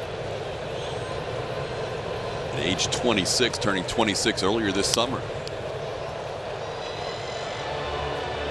Good little battle here between Siri and Jose Suarez.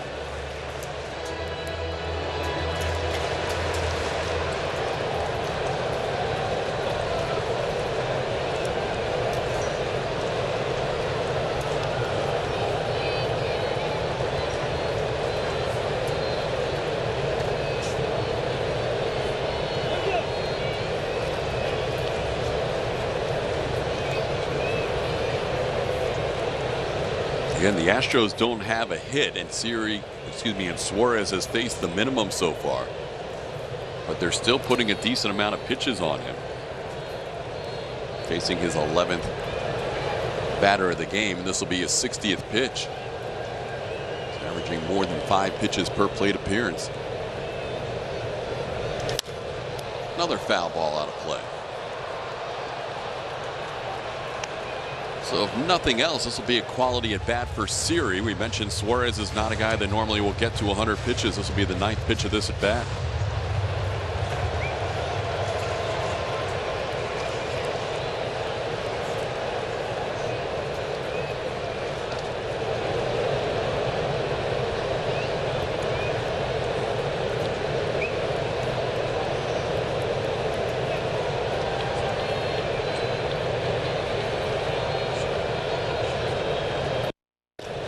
Into right field, falling quickly. There it is. First major league hit for Jose Siri. A 9-pitch at bat, and Siri will cherish that moment. Congratulations, Jose Siri. Moment he'll remember forever. Did a good job fighting through this at bat. Got a fastball up and in. Kind of fought it off going the other way.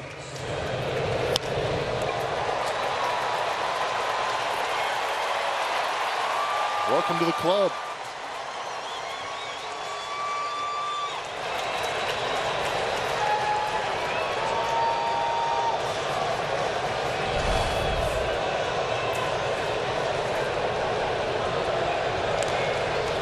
Siri is a threat to steal. He's stolen a bag at the big league level. He had to quickly get back on that pickoff throw by Suarez. We saw in spring training, he is not afraid to take off and run at a moment's notice. A couple of years ago when he was in the Midwest League, he was rated the fastest base runner in the Midwest League.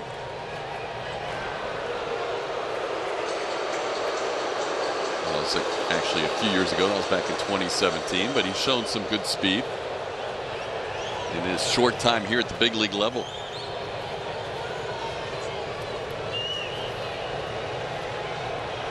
In 2018, he was also Baseball America's fastest base runner in the Reds organization.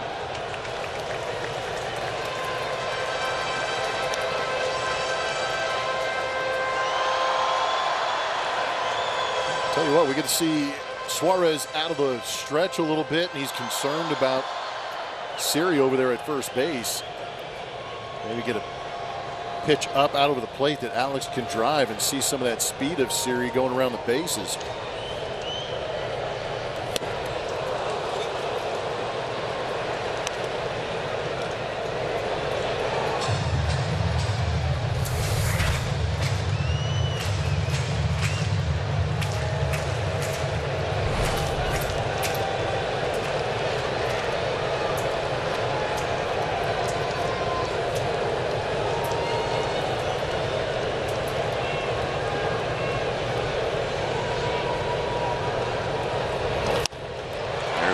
drive foul. Bregman down in the count 1-2.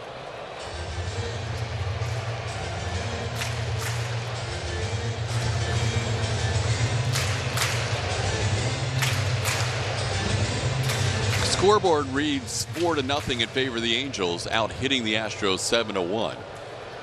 On a night when the Angels have seemingly dominated this game, the Astros are still putting together a lot of foul balls, a lot of extra pitches on this young 23-year-old left-hander's ledger.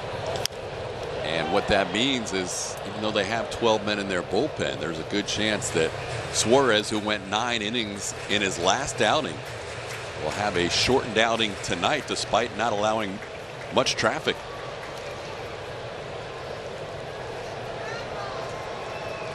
And even if the Astros aren't getting to a pitcher by putting big numbers on that pitcher, sometimes they can just wear the guy down. Wear that pitcher down, especially against these Angels. Granted, they have a ton of guys out there in the bullpen, but they have taken some good swings and been able to put up numbers on bullpens throughout the course of the season also. But if they can wear down Suarez and start to get some of these pitches out over the plate, start to see some mistakes, maybe they string together some good at-bats like they did last night. Suarez, the second time through the lineup, sees that average jump from 197 to 274. Got the big man looming on deck. Just a matter of getting base runners out there. The Astros have that one powerful swing that can get them right back in a ball game.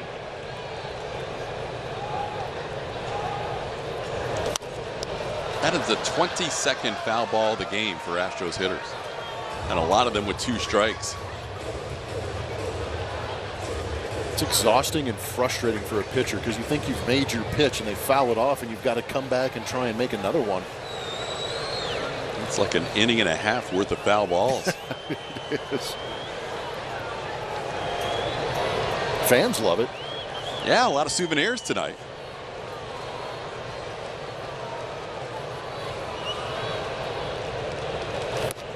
Good take. Change up, down and away, and that puts the count full. He has had 3 full counts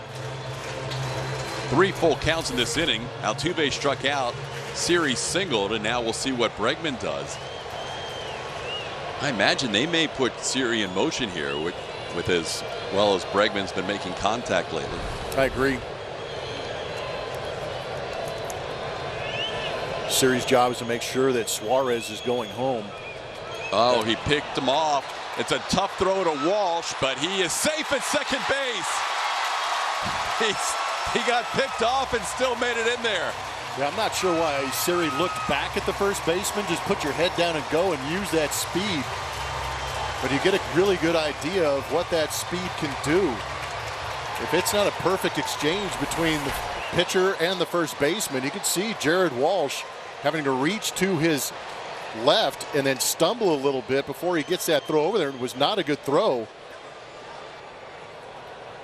And Rengifo, I don't think, ever got the glove on him.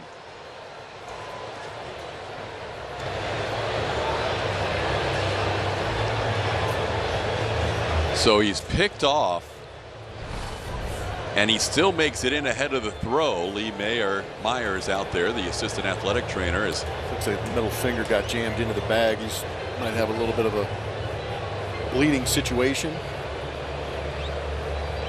So Siri gets his 2nd stolen base of his major league career, and it comes on a pickoff. Hey, Siri. Oh, boy. Nicely done.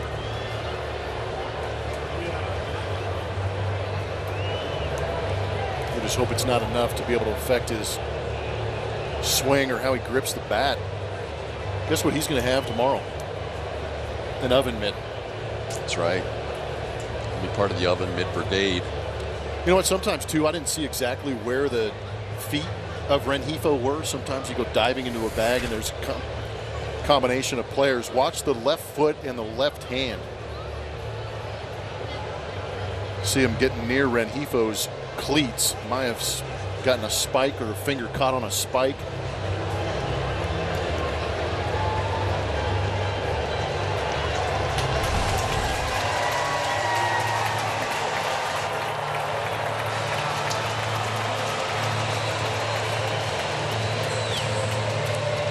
So Siri with a stolen base now in scoring position, and the count's 3-2 on Bregman. Astros with their first base runner in scoring position for the night. Alex with 8 RBIs in his last 3 games. He can add to that total right here.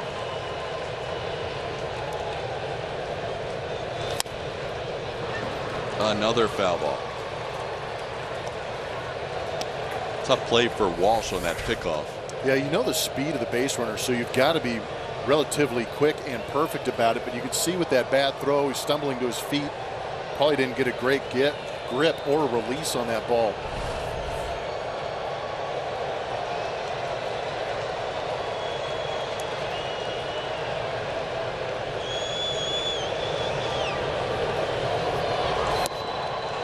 Down low, ball 4, second walk of the night allowed by Suarez, and the Astros have 2 runners on with 1 out.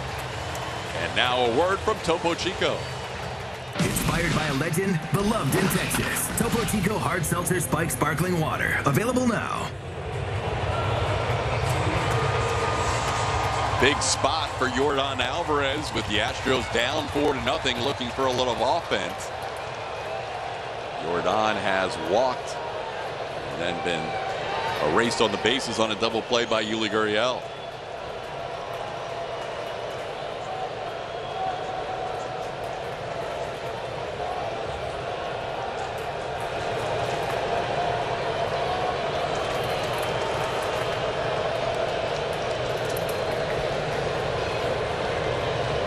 Yordan with a line drive single to right, played on one hop by Joe Adele. Siri will have to hold at third. Alvarez has now been on base 6 consecutive times. A double, 4 walks, and now a single to load the bases. Siri very cautious out there as you see a very good swing. That 2-seamer coming back to Yordan. He barrels it up and shoots it into right. Low line drive. Siri held his ground because he was being very cautious, did not want to run into an out or a double play. So he is going station to station and allowing the opportunity for Yuli Gurriel. Watches the runner at second base. Went, stopped, went again, and that's where Omar Lopez put the hands up.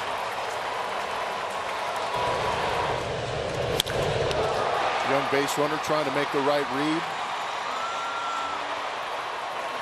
But again, this lineup for the Houston Astros, you can go station to station and still have the opportunity for damage because this lineup is so deep.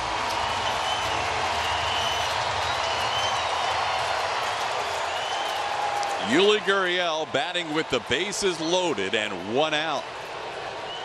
Yuli 3 for 10 in his career against Suarez, including a double play on a changeup that he cued to first base his first time up.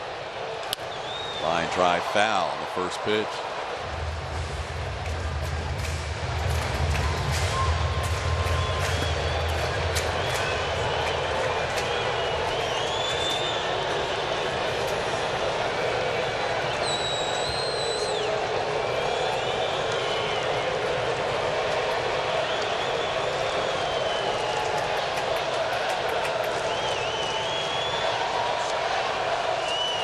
Ground ball towards short. Rengifo will go to third. They get the force there. Run scores.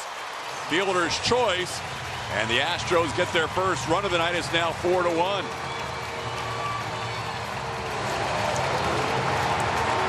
Pretty good play by Rengifo and Jack Mayfield.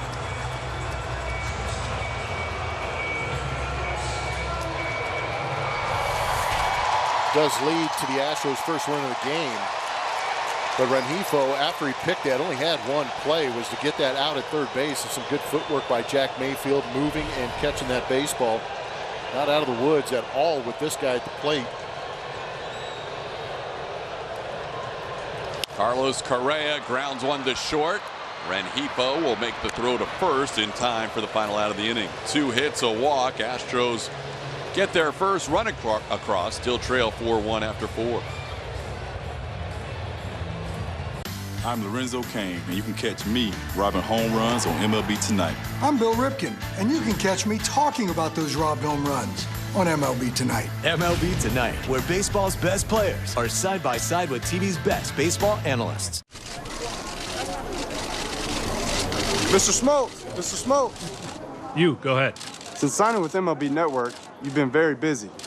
You've done pitching demos, game analysis, and color commentary for live games. How are you able to juggle so many roles as an analyst? It just comes naturally, I guess. The analyst of MLB Tonight, answering baseball's toughest questions. Only on MLB Network. That's why he's a Hall of Famer.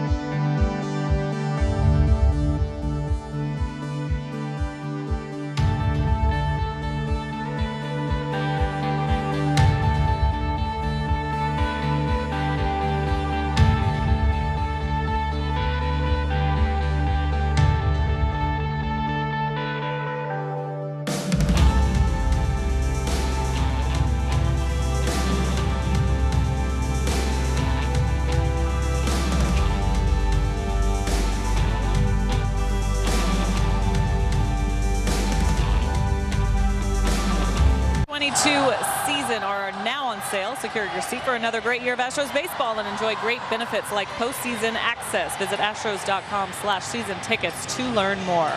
We have an update for you. Michael Brantley left this game in the fourth, and the Astros announced it was due to right knee discomfort. Jose Siri, of course, coming in his place, collecting that first major league hit already. A very excited dugout to see him. But we're going to keep you updated on what we know about Michael Brantley following an Astros postgame. TK. All right, Julia, thanks for that update. Right knee discomfort for Michael Brantley, so the Angels will bat here in the fifth inning, leading 4-1. Luis Garcia facing this lineup for the third time through. Jared Walsh has doubled in the left center field to knock in the game's first run. He also struck out.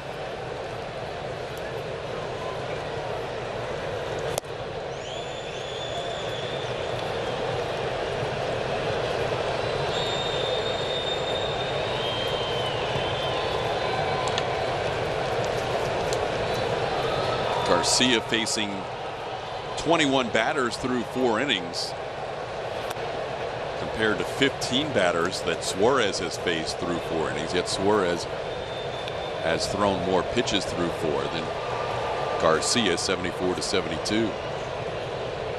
Tells you about the deep at bats the Astros have had in this game. Astros do have their bullpen working here in the fifth inning, with Garcia about to make his 75th pitch of the night. He has fallen behind to start this inning, 3-0. There is the bullpen, and Brandon Bielak, the long man in that pen, is beginning to loosen up. Luis Garcia is trying like crazy to get that changeup to be effective. He's thrown 11 in this game, only 4 of them for strikes.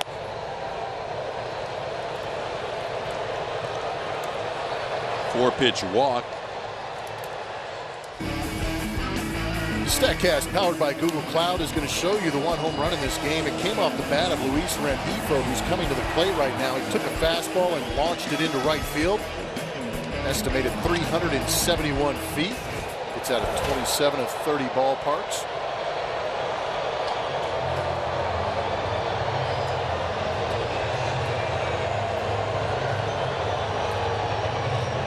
Brent Strom to the mound to have a word with Luis Garcia.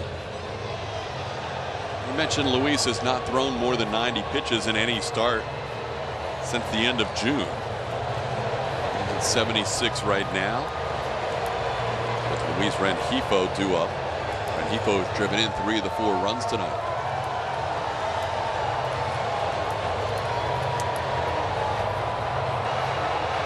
Major League history tonight, Blummer, as we have a 9th no-hitter for the first time ever. Kind of makes sense with both those guys. Corbin Burns has been pitching lights out the last couple of years, and finally gets in there to get that combined no-hitter, throwing 115 pitches in 8 innings. Craig Counsell, probably after much deliberation, said, let's hand it off to Josh Hader. Josh Hader's been one of the better closers in the league this year. And for me, this is one of the more frightening teams in baseball because of how good they are at pitching. They've got 3 bona fide all-star starters, and in a shortened series, that could be frightening. And back into the bullpen, they can shut it down. They're able to get some timely hitting. They could frustrate some very good teams in the postseason. They will probably be the first team to wrap up a division, as they have the lowest magic number right now of the 6 divisions. That is the 3rd time this year the Indians have been no-hit. Oh, that's got to be a record too, huh? It's closing in on it. Gosh. Here's Luis Rengifo taking a called strike.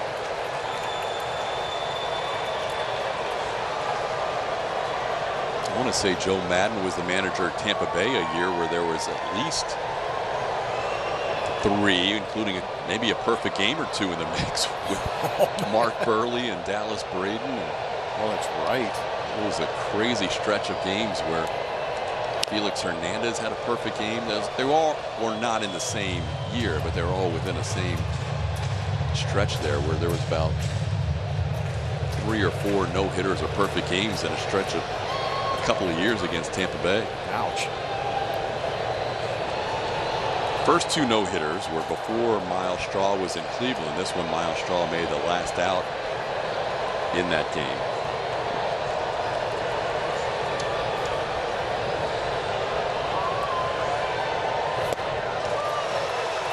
Rengifo goes down, so Luis Garcia wins that battle after giving up the 2-run home run to Rengifo last time up. He comes back to strike him out here. Yeah, it looked like he used the cutter to get him. Good pitch, fooled him pretty good.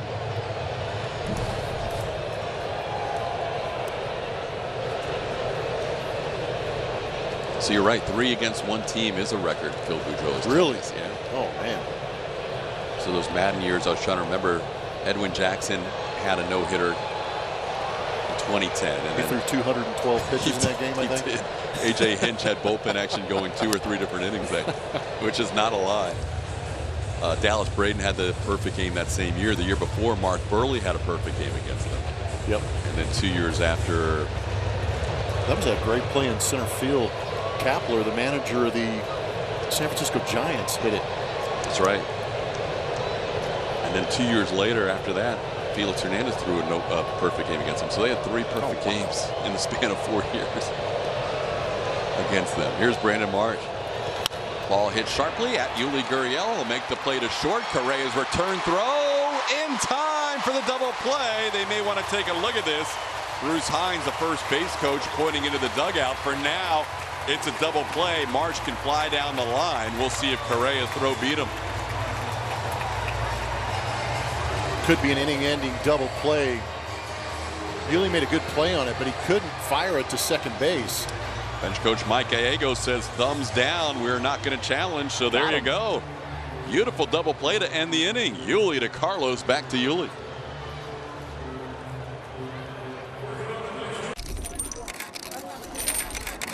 Cliff, how do you know how much bling to wear before each game?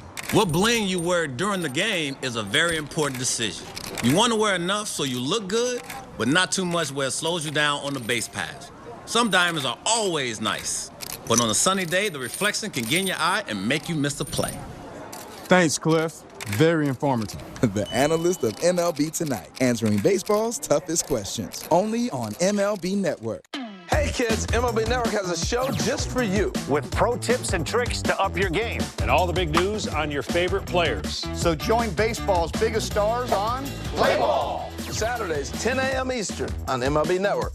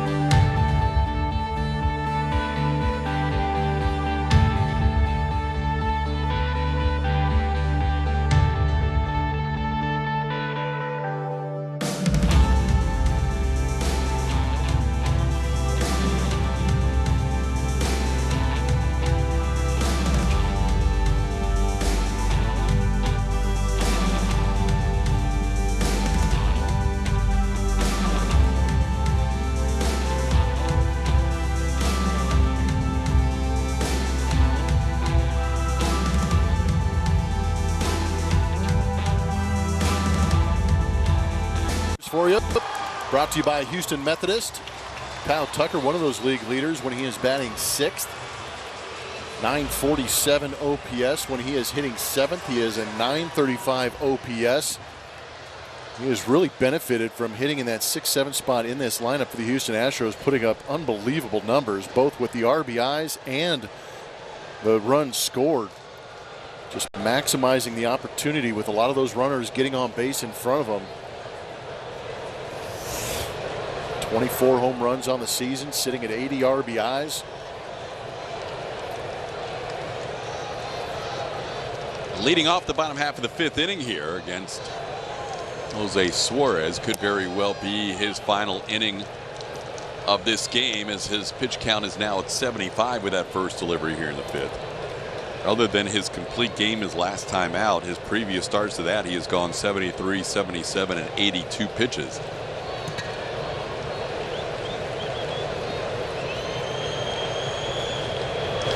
Tucker fouls one out of play.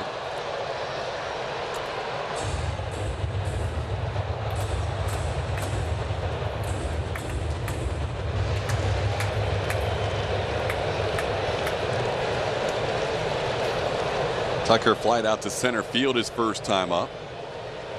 Tuck with that OPS coming into tonight at 891. Best on the team and 8th best in the American League.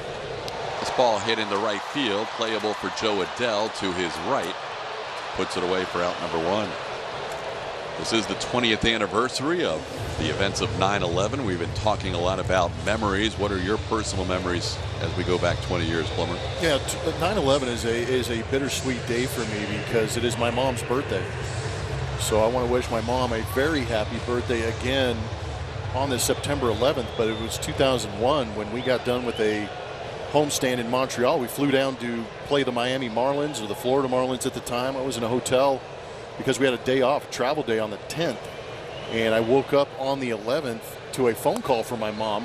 And immediately I'm going, man, mom's all over me. She's on the West Coast, I'm on the East Coast, and she's calling me at 9:30. And I'm wondering, you know, did I miss her birthday already? So I answer the phone. I say, hey, Mom, happy birthday, love you, and all that, you know, all of that congratulatory type stuff. And she just real solemnly said, thank you, but you have to turn on the TV. And I think part of it was because my mom didn't know where we were at. But I also think she understood that we were on the East Coast. We played the Mets quite a bit. We were just starting a road trip with 3 games in Florida, and then we were supposed to have 3 games in New York. So we were 3 days away from being in New York. And I turn on the TV, and of course, you know, the events unfold, and I can't take my eyes off it because I honestly couldn't believe what I was seeing. You know, the first thing from my mind was what were we going to do as a ball club, or as a franchise, or an organization, or, you know, a league. But there were actually quite a few meetings within our ball club in the clubhouse, and then obviously you start to have conference calls with the league, the Players Association, trying to figure out what we were doing. And a lot of it was, let's just take care of the community. Yeah. You know, we weren't worried about getting on the field or putting a show on. We were just worried about how we were going to take care of family and friends. You start to go around the clubhouse. Who was affected? Is anybody from New York? And, you know, things start to unfold a little bit. And what made it really interesting for us is that we were a Canadian team. Yes. And so we were in a little bit of limbo trying to figure out where we were going to go, because we couldn't stay in the hotel anymore. We were going to try and get back to Montreal because we eventually came to the conclusion that we were going to shut baseball down for a week. And we had to fly into Burlington, Vermont, get on buses because all the airspace was shut down. We had a special permission to fly from Florida to Burlington, Vermont. Wow. Got in buses, bussed across the border, and usually a border crossing maybe took us about a half an hour. It took us 2.5 hours because they went through everything. So it was really surreal to be inspected in that way, but you kind of understood the circumstances. And eventually you get to the end of the season where we were making up those games, and we go play the 3 games in Florida, and we eventually finished the season against the New York Mets that year. And like you, I made the decision to go down and see what was going on down at the World Trade Center. And, you know, we were 3-4 weeks removed, and it was still, you could still see the soot in the air. You could still smell, you know, that odor that was lingering in the sky. But the faces of the New York, you know, there's so much energy in New York. And to see that taken away was really kind of shocking to me.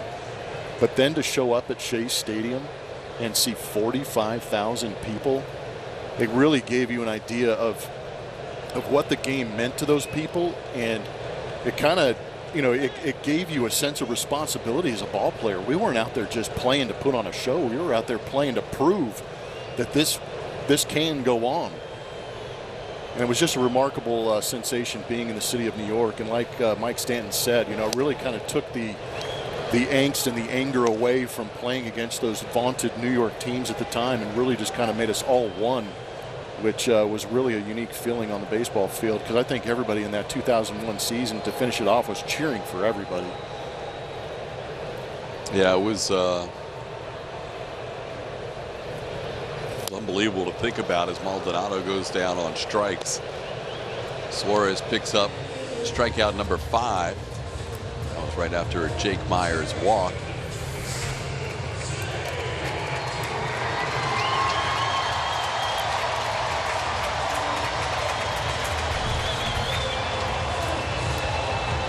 There was so much uncertainty and unknown in those times. I heard an interview with Chipper Jones on my way in today, and the Braves were the first team into Shea right after 9/11, and he said there was trepidation. You know, they're not far from LaGuardia there. You still don't know how secure everything was. I mean, even to the point where we showed that pitch earlier from George W. He's wearing a flak jacket underneath. There's snipers on the roof of Yankee Stadium. I can't even imagine some of that stuff. Bulletproof vest, flak jacket. Yeah.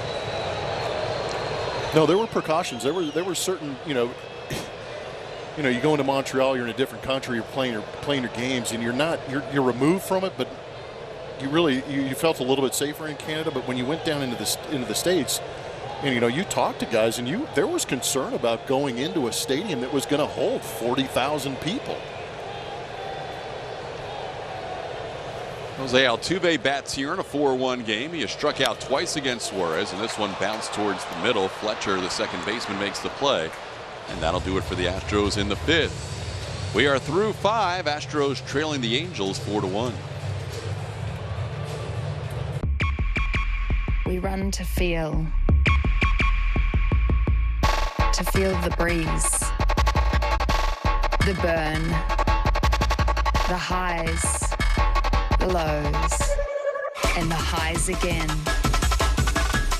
That's why Allbirds focused on natural materials with supernatural abilities, so you can feel something real everywhere you go. Nerds! Have new money goals this year? NerdWallet can help make them happen. Like getting auto insurance to match your new 0-mile commute? We have tools for that. Want to refinance your mortgage and put those savings into the college fund? We have tips for that too. Or get a low-interest credit card for your long-awaited honeymoon? We can help you find the one. Credit card, that is. Discover and compare the smartest credit cards, mortgage lenders, and more on NerdWallet. For all your money questions, turn to the nerds.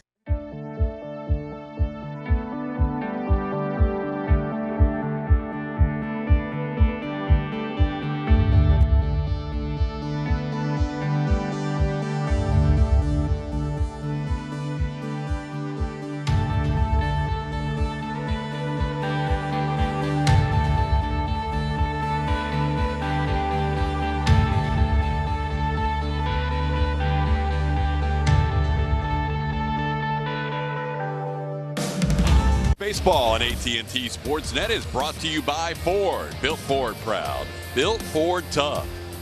And by Rooms to Go, where you get great furniture prices and delivery is fast and easy.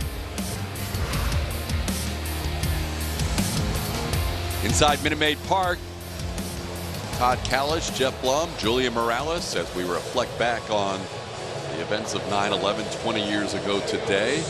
Angels leading this game 4-1 as we move on to the 6th inning, and Brandon Bielak will take over for the Astros. Bielak's numbers on the season: in 25 games has a 4.79 ERA, 36 strikeouts in those 25 games. Did a good job pitching multiple innings last time out.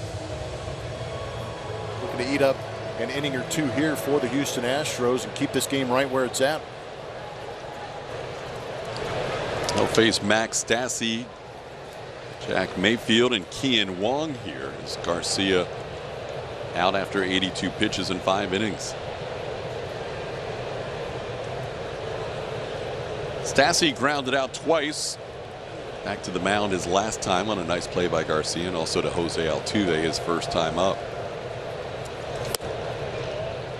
Pitch is off the plate for a ball, 1-0.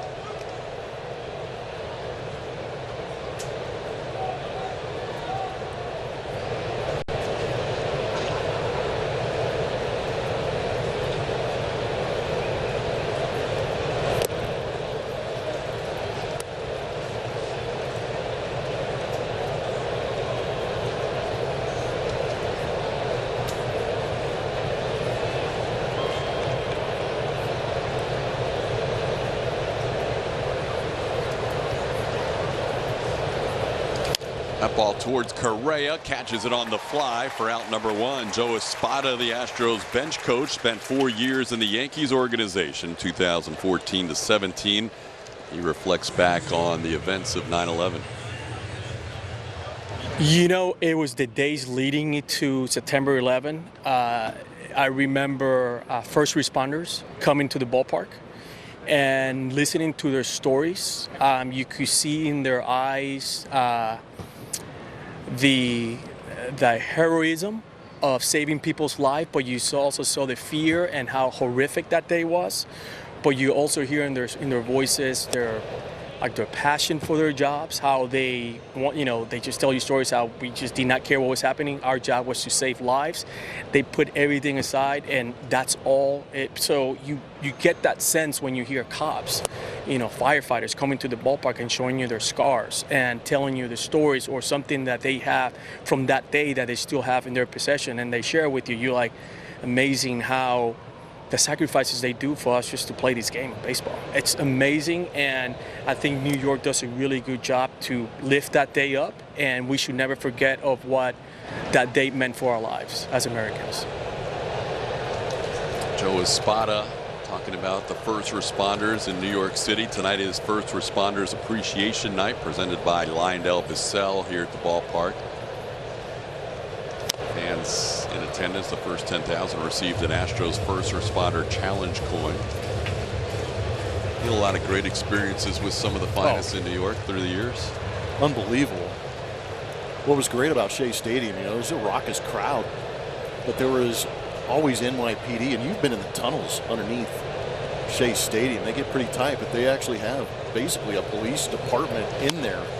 They see these guys getting ready for the games, so we would actually interact with them quite a bit, whether we were entering the stadium or going through the tunnels. But on the field, they would be in charge of security in the dugout.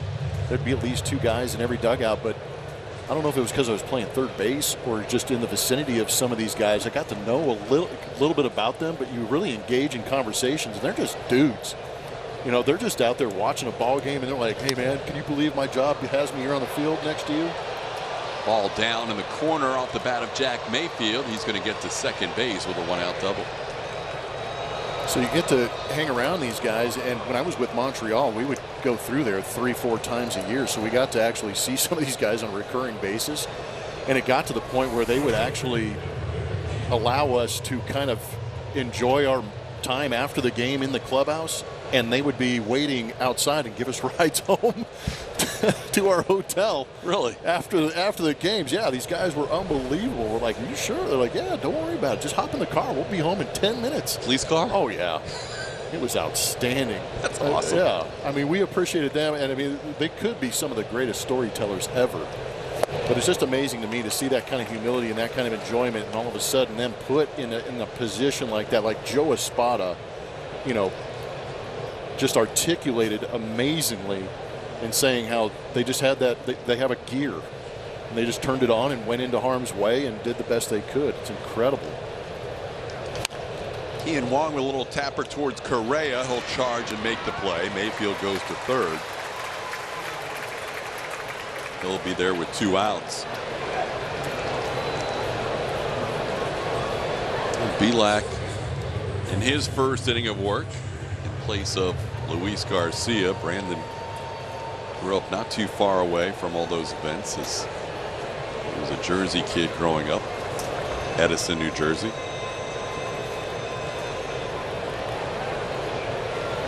Here's David Fletcher. Fletcher a single and 3 at bats, scored a run. Belak with a runner on third and 2 outs will work out of the windup here. Fletcher snapped an 0 for 26 with a base hit to right field his first time up. Came around to score the game's first run. Looks like Angels don't have their bullpen working, so it looks like Jose Suarez will get another inning, sitting at 87 pitches. Last outing he threw 100 pitches, which was his high total of the year, and Joe Madden looks like he's going to push him towards 100 again tonight.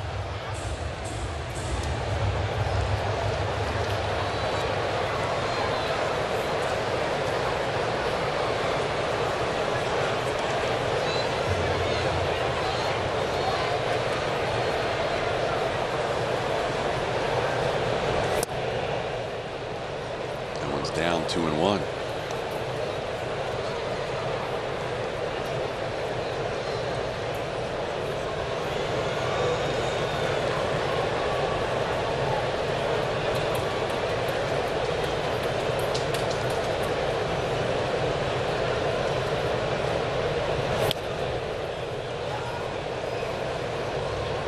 Counts 3-1 with the dangerous Shohei Ohtani looming on deck.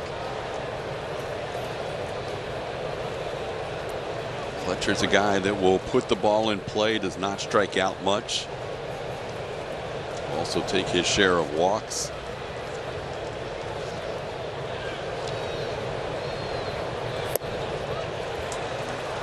Ball 4, double and a walk in this inning, and now Belak will face Ohtani with first and third and 2 outs.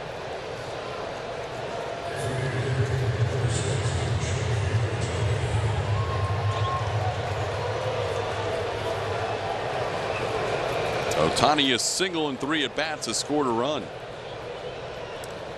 He's got 91 runs scored to go along with 94 RBIs.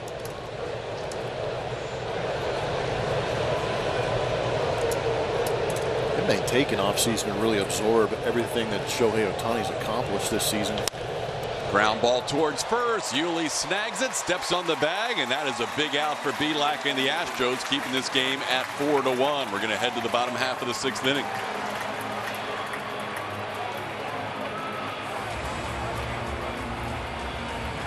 Nerds.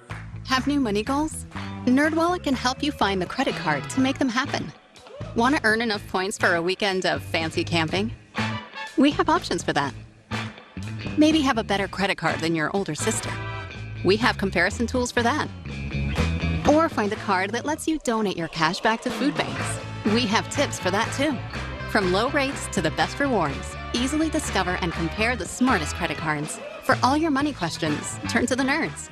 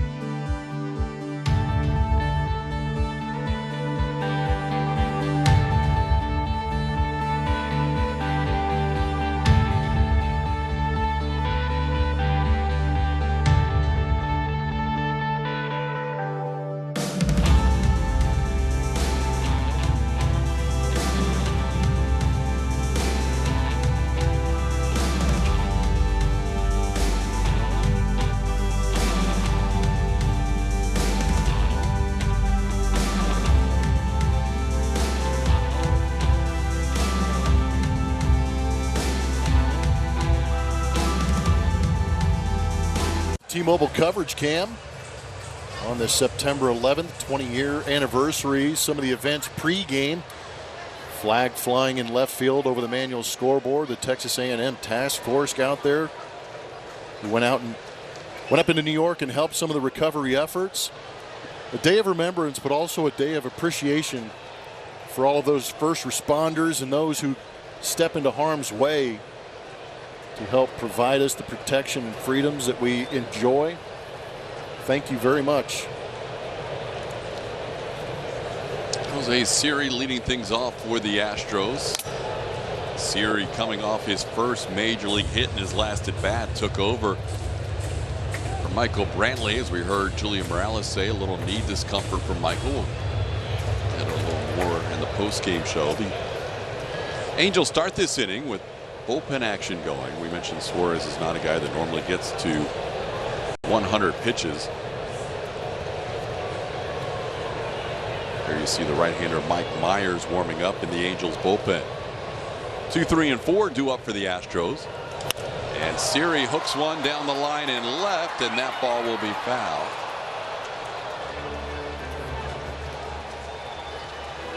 Siri down in the count 0-2. Jose Siri scoring the only run for the Astros. He singled in right and then stole second base and came around to score on a Yuli Gurriel fielder's choice.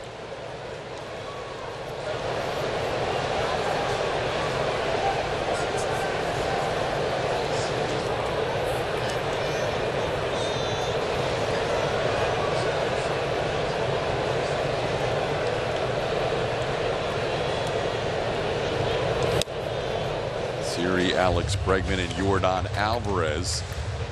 Suarez so far through 5 innings has only allowed 2 hits. He's walked 3 and struck out 5. Coming off 9 innings of 1-run baseball against the Rangers, and now only 1 run in 5 innings against the Houston Astros, the second highest scoring team in baseball. Siri fouls one. Here are the changes for the Angels in the outfield. Juan Lagares has taken over in right field. That pushes Joe Adell to left. There's Adell in front of the scoreboard, and Juan Lagares into the game. Lagares will bat in the 9 spot and replace Kian Wong in the lineup. Did you do that on purpose? Angels in the outfield. Well played. You are good. A little foul tip caught by Max Stassi, so Jose Siri down on strikes. That's now 6 strikeouts for Suarez and 1 out here in the 6th. Changeup is filthy. He's not afraid to go to it. Again, not perfectly located down and away from the right-handed hitter, but still enough movement dropping down out of the zone to get the swing over the top. It's been a luxury for him to be able to go to that pitch.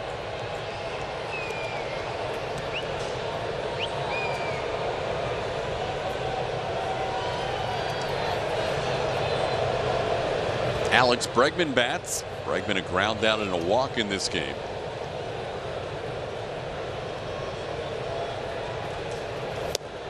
Checked his swing on a fastball on the outside edge. 0-1.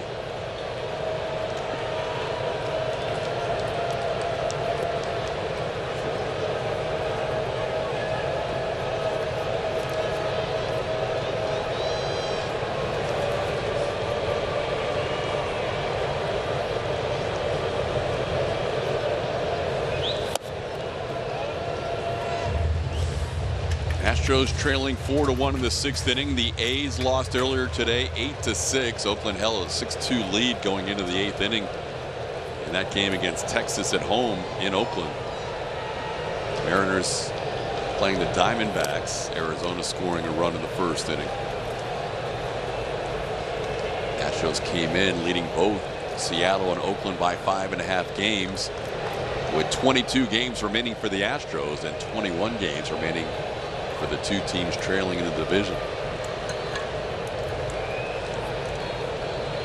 Counts 2-1 on Breggy as he takes one off the plate. It's now 3-1, and Jose Suarez with 96 pitches, probably on a batter-to-batter situation here in this 3-run game. With Mike Myers warming up, you would think maybe this could be the final batter for Suarez.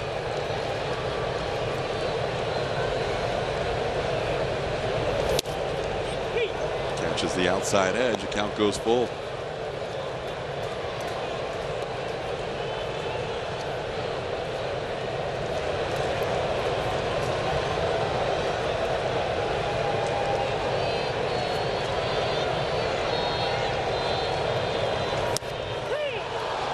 got a piece of the outside corner. Bregman started to take off the shin guard. Thought he had drawn a walk, but he is called out on strikes here for strikeout number 7. Looks like he worked that curveball back over that outside corner. Or maybe around that outside corner, but still got the call.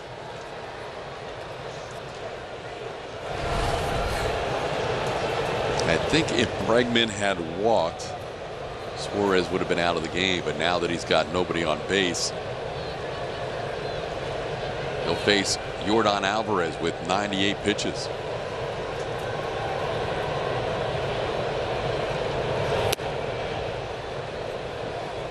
Okay.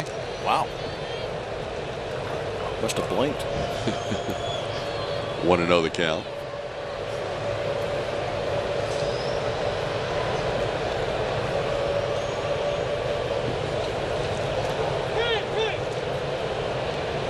Last pitch is going to kill Max Stassi's framing numbers.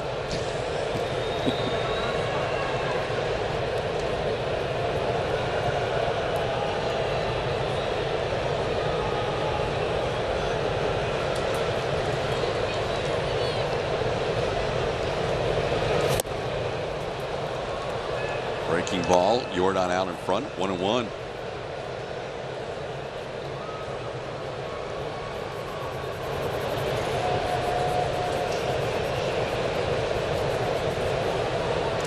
So 100 pitches last time was his career high, and now he sets his new career mark in his very next start, working on 6 days of rest with pitch number 101 off the plate. This is part of the program. They're trying to push this young lefty and see what he has here. Madden kind of shaking his head, knowing this is the final batter no matter what.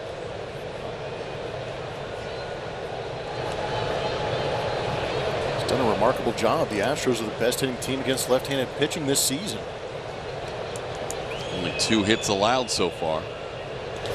Make it 3. Yordan Alvarez delivers into right center field. That'll go all the way towards the wall. Marsh tries to cut it off. The ball's still loose. Yordan will hold up though with a 2-out double. He has now been on base 7 consecutive times in this series, and tonight he is 2 for 2 with a walk. Yordan, smasher of baseballs, getting those big arms extended, getting the barrel to it. He has been hitting lasers when he's actually been pitched to. A lot of walks leading into the last couple of hits.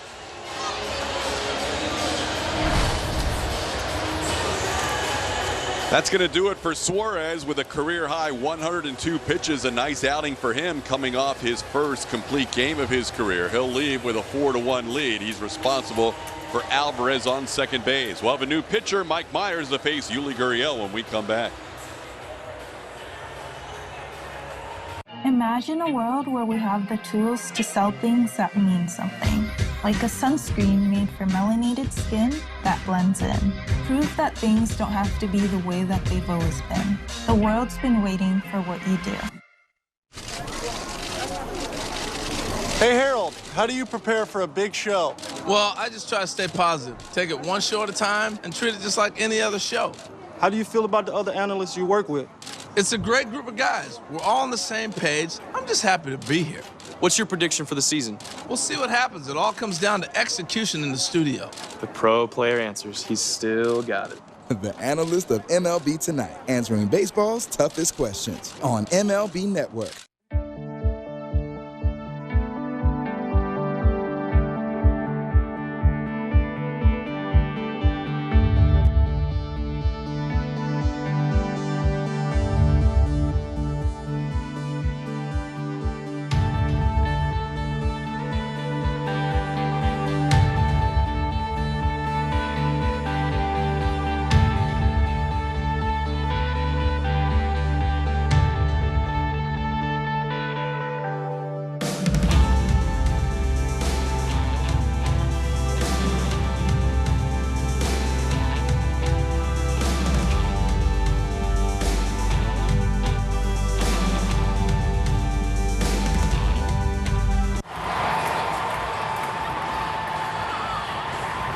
To the track, to the wall. He made the catch. catch your team. My team. He leaps and makes the catch. Every team. Saturday, as the Astros take on the Arizona Diamondbacks, be sure to arrive early because 10,000 fans receive a Yordan Alvarez replica orange jersey presented by Exclusive Furniture. For more information or to get your tickets for the game, visit astros.com/promotions. Mike Myers, a new pitcher, facing Yuli Gurriel here. And there's a called strike. Yuli 0 for 2 tonight against Suarez as Myers takes over in the 6th. Astros have some experience against Mike Myers. It hasn't been good. In 14 1/3 innings pitched, he has struck out 14 Astros and carries a 2.51 ERA against, and the Astros hitting .220 against him.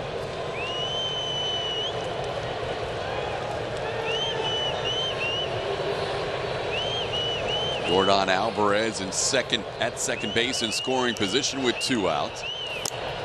Astros got a lot of 2-out hits last night as that pitch is called a strike. It's 0-2.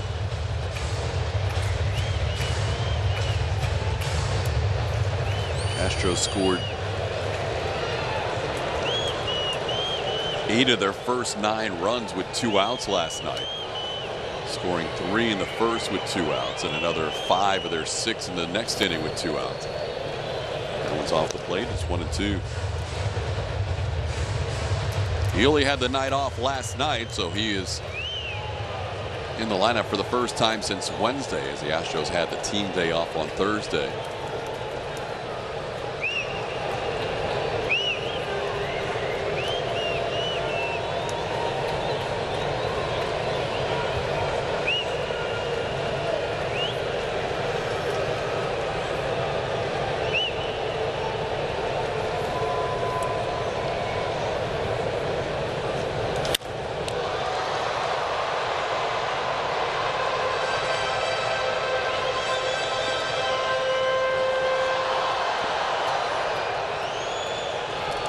Yordan Alvarez on second. He has reached base 3 times. The Astros with just 3 hits against Suarez. Alvarez had 2 of them. The only other hit, Jose Siri with his first major league hit. Part of the lineup after Yordan Alvarez. 0 for 9 tonight with a walk. That one chopped towards third. Tough short hop by Mayfield, and he makes it nicely. Jack Mayfield, a good pick on that play, getting Gurriel to end the inning. 1 hit, 1 man left on base. It is 4-1 Angels. This Patriot Day telecast is presented by USAA, proudly serving the military community.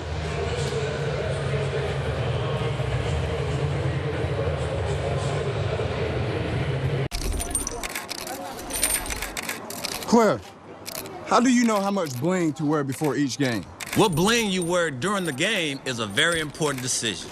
You want to wear enough so you look good, but not too much where it slows you down on the base pass. Some diamonds are always nice, but on a sunny day, the reflection can get in your eye and make you miss a play.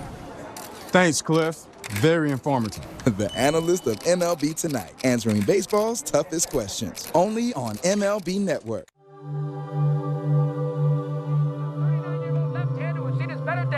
Against a team that's got a bunch of right-handers. Relax and watch High Heat with Christopher Russo, only on MLB Network.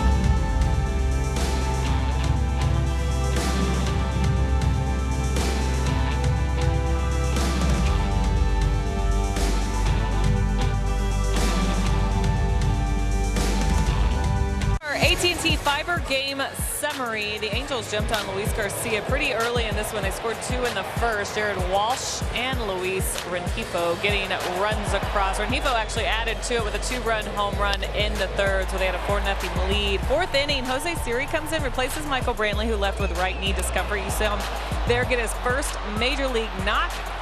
Then he stole a base, and he would come across to score. Bases were loaded for Yuli Gurriel. He scores on the force out there. 4-1 is the score right now. Astros with only 3 hits, TK. Yeah, it's been a quiet night offensively, thanks in large part to the job Jose Suarez did for 5 2/3 innings.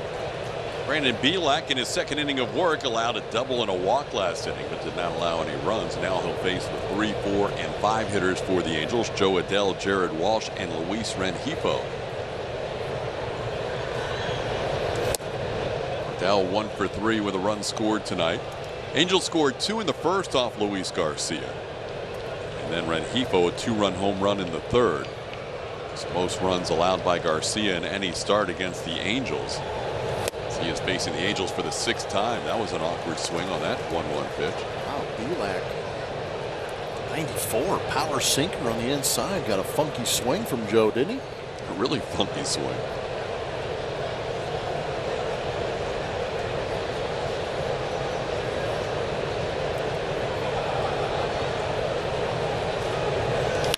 Then he follows that up with a little punch shot towards Altuve. Makes the play. That's 1 away here in the 7th inning.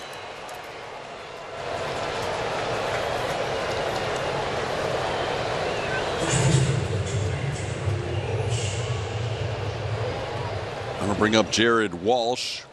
1 for 2. RBI double, also has drawn a walk.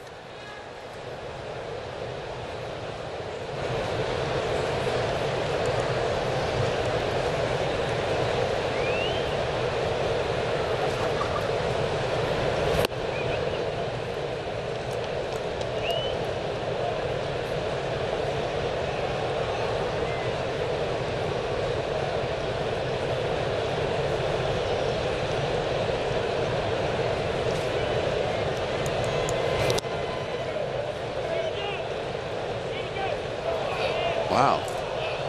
No swing called on that pitch in the dirt. Maldonado appealed to third, thinking that was going to be the automatic strike call from Onora. Doesn't get it. It's 2-0.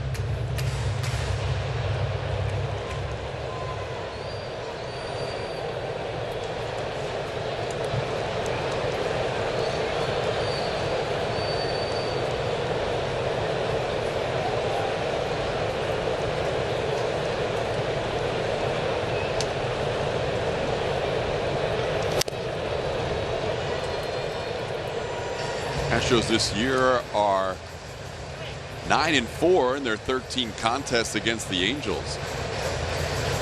And even though Luis Garcia hasn't pitched terribly this year against them, 3 of the 4 wins by the Angels have come in Garcia starts. Tonight was not his best night, 4 runs in 5 innings, but came in with an ERA around 4.5 in his previous 4 starts against the Angels. But they have outpitched Luis in their head-to-head matchups this year.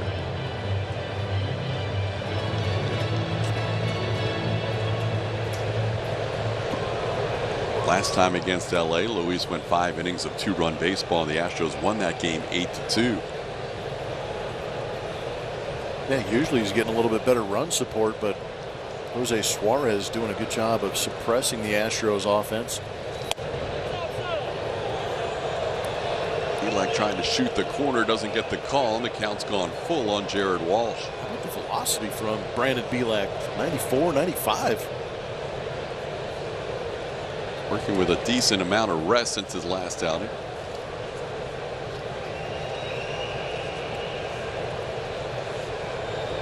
Swing and a miss. Got him with the changeup, I think. Changeup at 91. What? Yeah. Come on. This guy's a beast. That was a 91-mile-an-hour changeup? I believe so, and we've got the proof on our Mattress Firm Super Mode. You see with the grip on there, that circle change. Grab that grip, let it rip. 91. Okay. I'll bring up Luis Rengifo.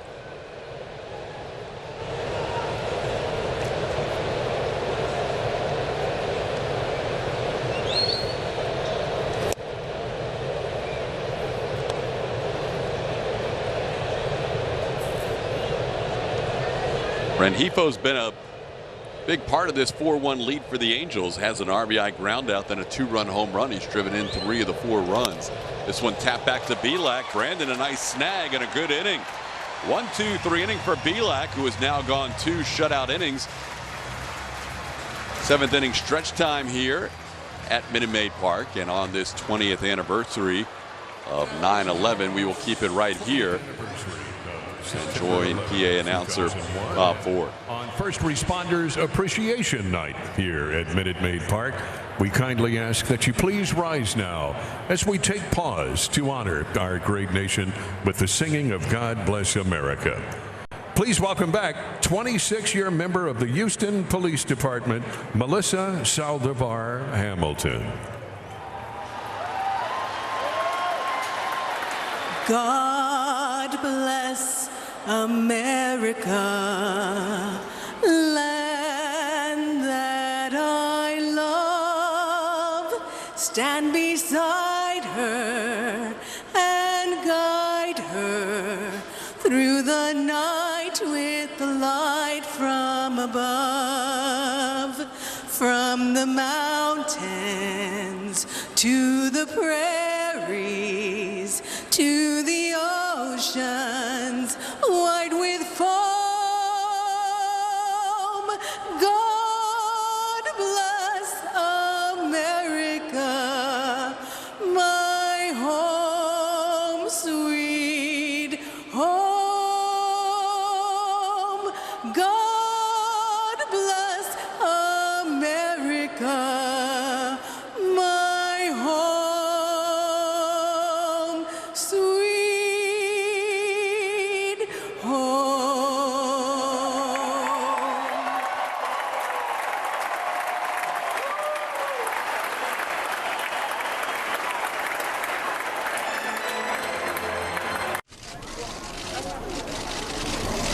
Mr. Smoke, Mr. Smoke. You, go ahead. Since signing with MLB Network, you've been very busy. You've done pitching demos, game analysis, and color commentary for live games. How are you able to juggle so many roles as an analyst? It just comes naturally, I guess. The analyst of MLB Tonight, answering baseball's toughest questions, only on MLB Network. That's why he's a Hall of Famer. To the track, to the wall. He made the catch. Catch your team. Oh, what a play. My team. He lifts and makes the catch. Every team. As good as it gets. Only on MLB Network.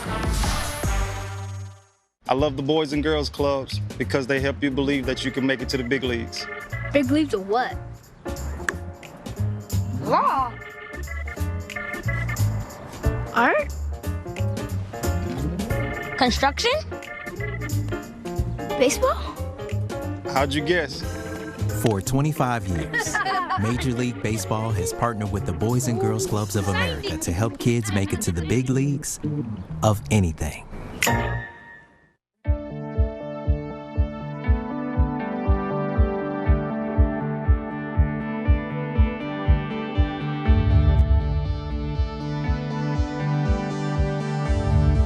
Presented by Blue Cross Blue Shield.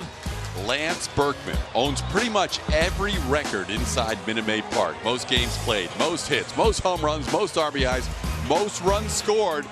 He can at least say he has the most hits at Minute Maid Park for a little while longer because he is being trailed by just 2 by Jose Altuve. Coming into tonight, Altuve at 847, Big Puma at 849. We're going to see Lance Berkman here at the ballpark tomorrow. We'll try and get him to swing by the booth if we can. But tomorrow, the Astros will honor Lance for his induction into the Astros Hall of Fame. If you remember, Berkman had to miss the Hall of Fame induction ceremony earlier this year.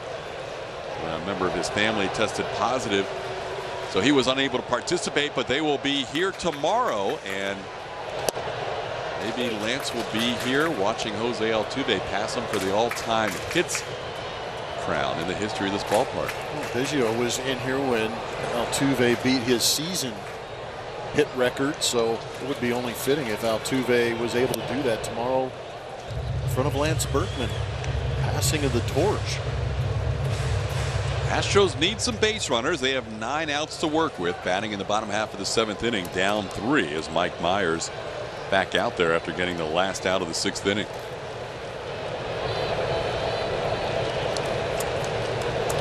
Correa cues one off the end of the bat.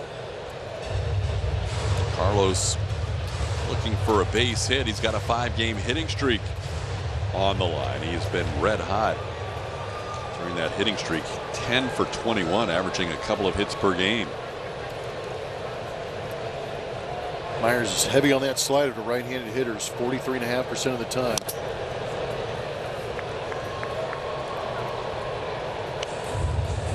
Carlos has faced him 8 times in his career. He has reached base 4 of those 8 times against Myers. 3 hits and a walk. Correa, Kyle Tucker, and Jake Myers due up here in the 7th inning.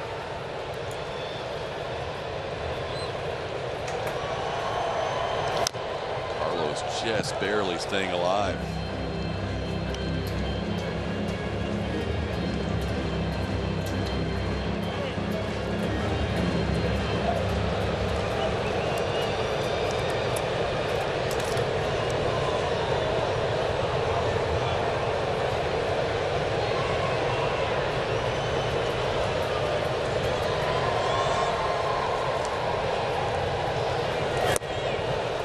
Got him on that slider you talked about on the 2-2 pitch. Myers picks up a strikeout. That's now 8 strikeouts for Angels pitching and 1 out here in the inning.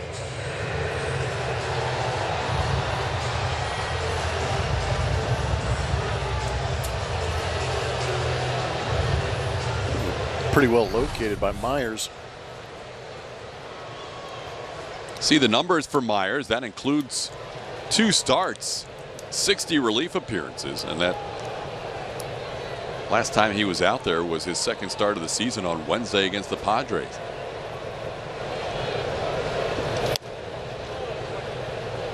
Fastball in on Tucker. It's 1-0. Kyle's also looking to extend a hitting streak. He has a 4-game streak going. He's fly to center and fly to right.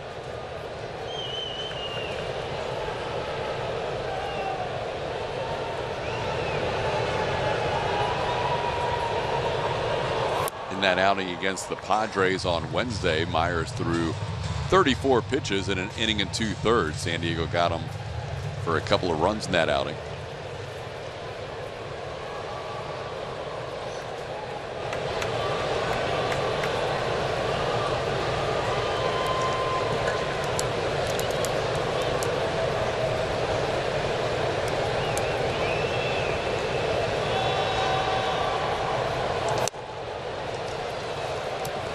Fastball well placed. It's 2-1.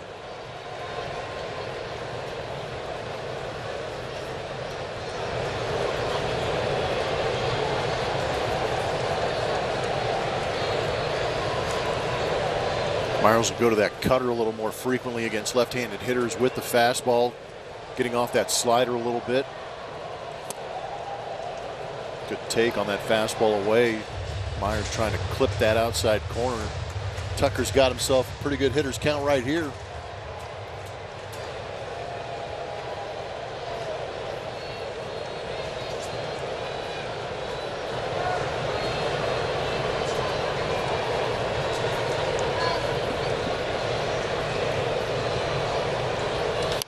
Look out. My goodness. Somebody was on the steps of the dugout and got moved off those steps in a hurry. Was that AC? I think it was AC. Cintron. He's in a little more protective spot now. It's not good for a hitter to go after your hitting coach. No.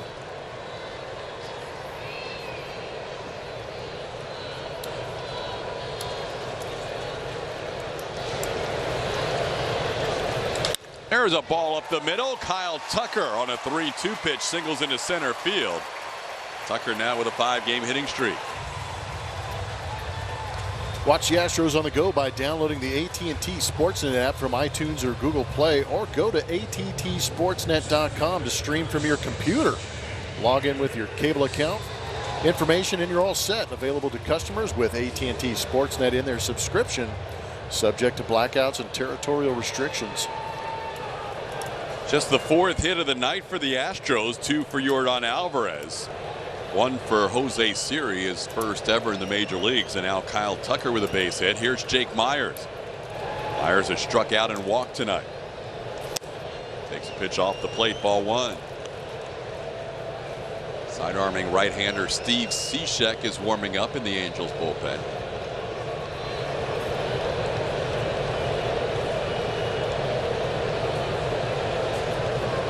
There's Cishek.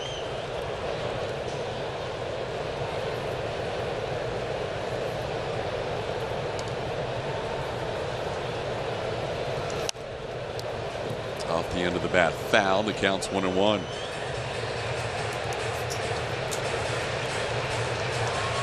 It's Myers against Myers, and neither one of them spells their name M-Y-E-R-S. Both of them have a vowel in between. That's weird. M-A-Y-E-R-S against M-E-Y-E-R-S.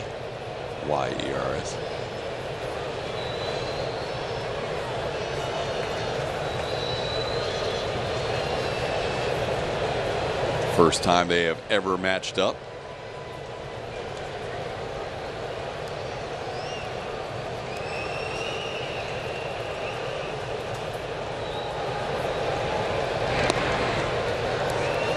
Even though Tucker leads the team in steals, he's probably not going anywhere here. Astros down 4-1.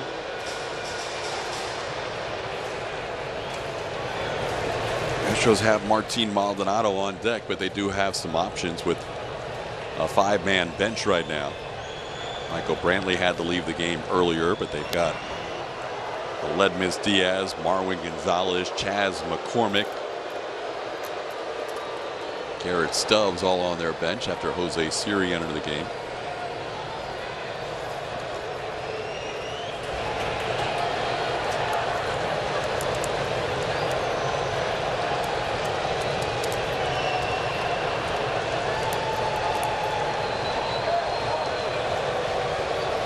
Tucker wanted a balk call there, but I guess he stepped off. Tuck said, "Did you see that as a balk?" Jerry Walsh like, "No. What are you talking about?" Very clean play. It's kind of biased. Tuck's got a little bigger lead now, though. He stays. The pitch home is a called strike. Slider on the outside edge. It's 1-2. Yeah, Myers is doing a good job of, the pitcher Myers is doing a very good job of keeping that slider on that outside corner near that edge, making it tough for hitters to decide whether or not to go after it or take it.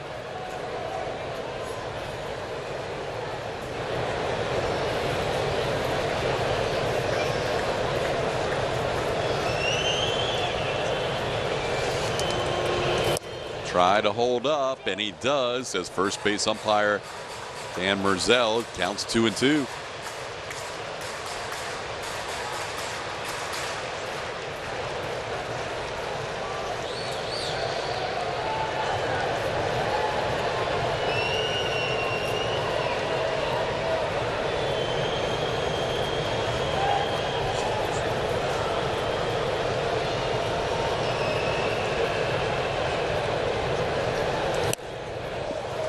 Three and two the count. Jake Myers taking some close pitches. The count goes full. Now Kyle Tucker might be in motion with one out.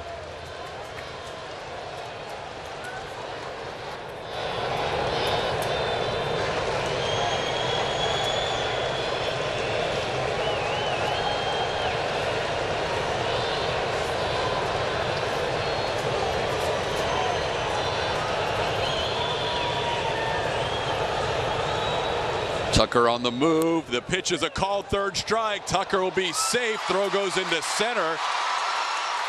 And Tucker gets to third base on the error. Myers called out on strikes for the second out. And Tucker into third base.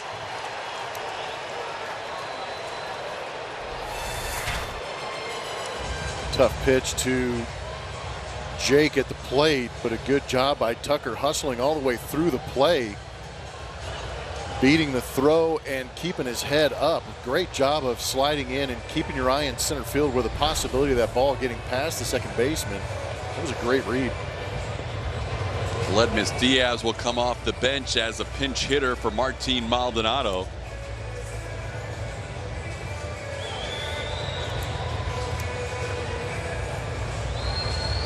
So Diaz will get a shot against Mike Myers here to try and cut into this 4-1 lead.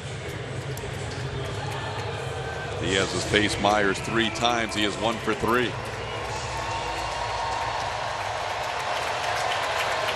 This year has been a good pinch hitter for the Astros. 6 at-bats. He's had a hit 3 times, including an RBI. This would be a nice run here to try and cut into this 3-run deficit.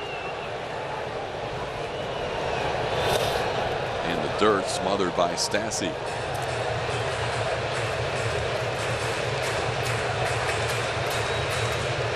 $31,547 on this Saturday night at Minute Maid Park. They haven't had a whole lot to cheer about tonight offensively. RBI fielder's choice by Yuli Gurriel, the only run of the game for Houston.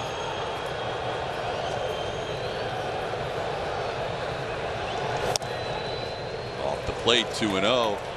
And now a little meeting at the mound. Pitching coach Matt Wise will come out and have a word with Myers here with a 2-0 count to Diaz. Now a word from TXU Energy.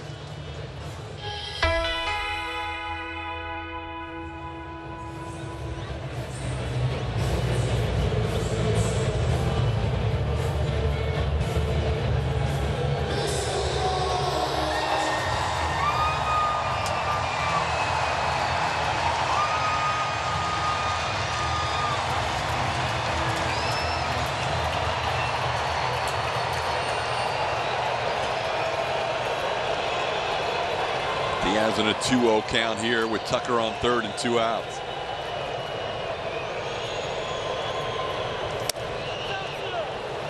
Off the plate, 3-0. Jose Altuve waits on deck. Altuve has been shut down tonight, but he came into this game red hot.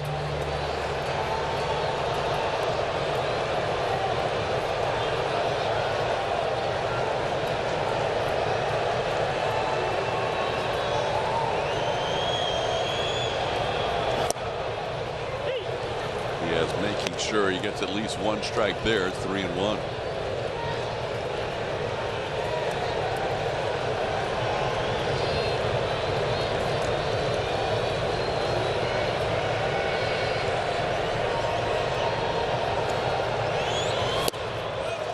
A little bit low. Ball 4 was close. Myers wanted the call, doesn't get it. Diaz draws the walk. And the tying run to the plate in Jose Altuve. With Altuve due up, Steve Cishek will be called in from out of the bullpen. We'll have a pitching change here. 3-run game. Altuve at the plate with 2 on and 2 outs in the 7th.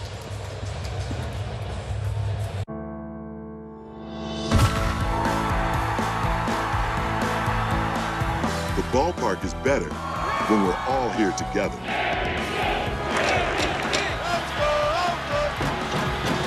COVID-19 vaccines are safe and effective.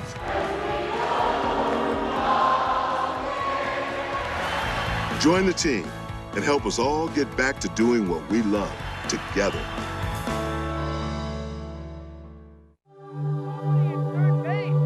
Just push it down the third base line and end up at first base. Relax and watch High Heat with Christopher Russo, only on MLB Network.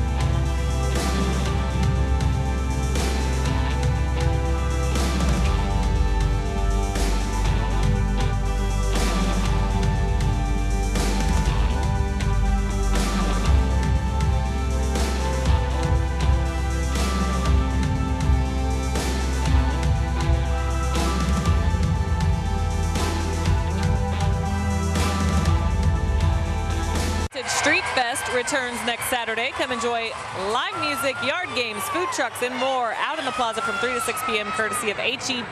Then watch a special pregame ceremony celebrating the players' Latin and Hispanic roots as the Astros take on the Diamondbacks. Visit Astros.com/Hispanic Heritage to get your tickets. TK. Thank you, Julia. We've got runners on first and third, 2 outs, 7th inning baseball. Steve Cishek on to face Jose Altuve. Veteran right-hander. A tough situation right here. Comes with that 3-quarter delivery. 65 games this season. ERA at 3.15. Still can have issues with walks. You see 36 in those 65 games. 5 games against Houston. He has given up a 6.23 ERA. Heavy on that fastball and slider to right-handed hitters. Kind of an interesting matchup between Altuve and Cishek. Altuve has always struggled against Cishek, as you can see, 1 for 11 in his career with a couple of strikeouts. He's fallen behind after a slider was called for a strike. This ball in the air to right field, fairly well hit. Lagares, though, has room, and he'll put it away for the final out of the inning. A hit, a walk, 2 men left on base, but the Astros fail to score. We head to the 8th inning. Angels lead 4-1.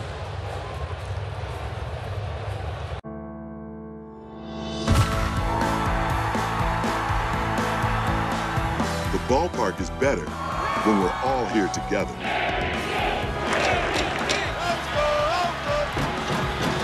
COVID-19 vaccines are safe and effective.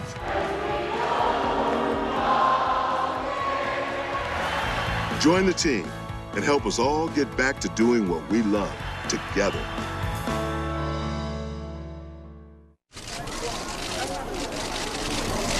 Mr. Smoke, Mr. Smoke. You, go ahead. Since signing with MLB Network, you've been very busy. You've done pitching demos, game analysis, and color commentary for live games. How are you able to juggle so many roles as an analyst? It just comes naturally, I guess. The analyst of MLB Tonight, answering baseball's toughest questions, only on MLB Network. That's why he's a Hall of Famer.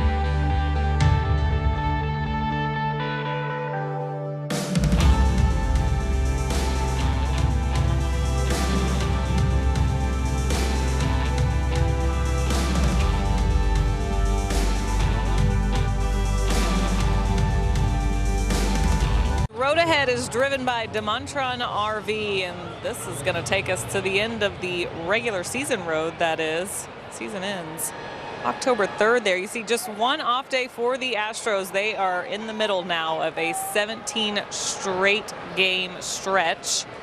After finishing up with the Angels, they jump on the road for 4, then come back for 3, and then a big road trip and 1 really fun homestand there at the end. And Tuesday, should circle that one. Zach Greinke getting the start, guys. I know, TK, you mentioned this earlier, but everyone healthy after testing positive for COVID-19. Good to hear from him today, but he is ready to go for Tuesday. And that pitching situation for this stretch, guys, I did get a chance to quickly ask pitching coach Brent Strom how he was feeling about the staff he has going into the stretch, and he said, I'm stressed. But to be fair, I'm always stressed. And he smiled, so not too concerned there.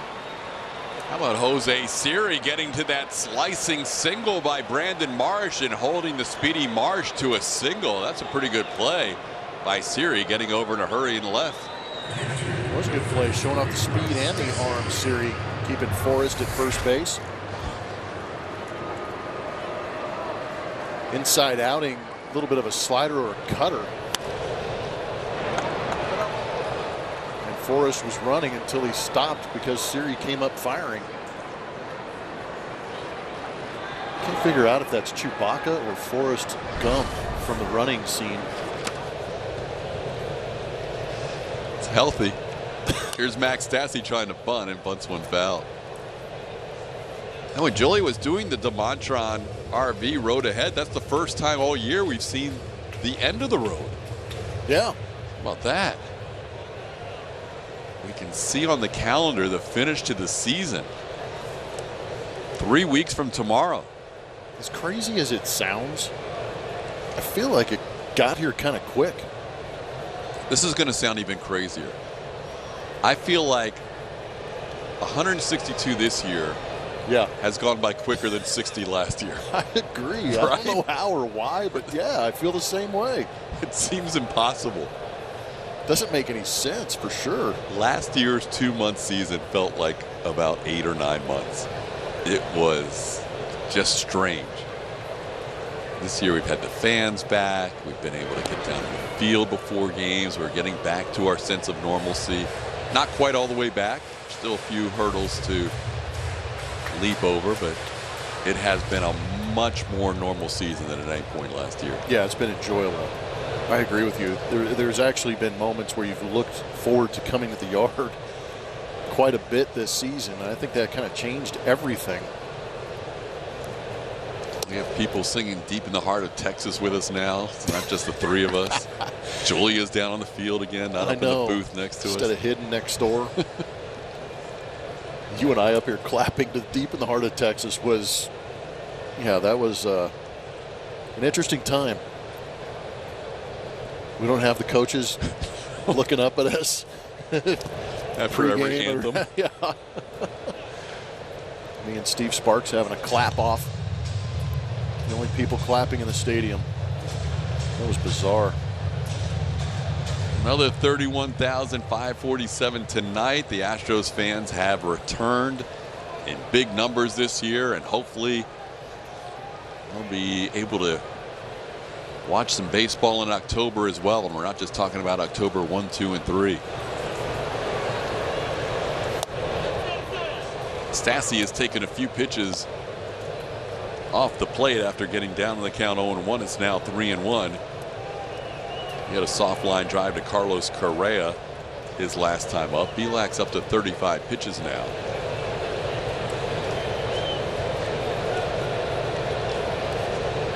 Last time out, Bilak went 3 innings and threw 47 pitches. That was a strange outing in that Astros had a comfortable lead, but Bilak actually struggled with his command. Threw 3 innings of one-hit baseball and shut them down.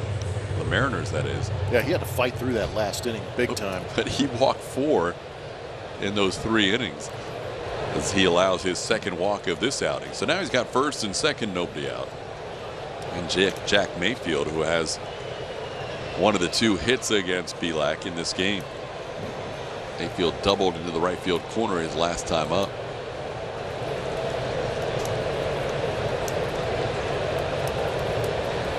Astros will get their bullpen going. It looks like the lefty Blake Taylor beginning to throw. Nobody warming up for the Angels, so Steve Cishek could get at least the start of the next inning as he's got Jose Siri and Alex Bregman due up. There's the lefty Blake Taylor.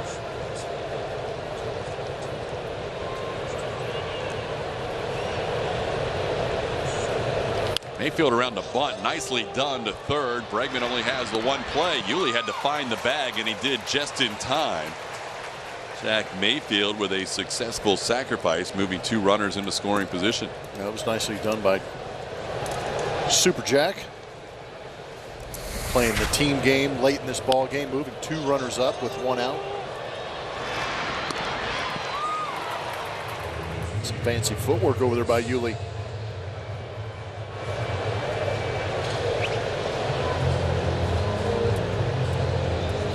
Well, Brent Strom out to talk to Brandon Bilak.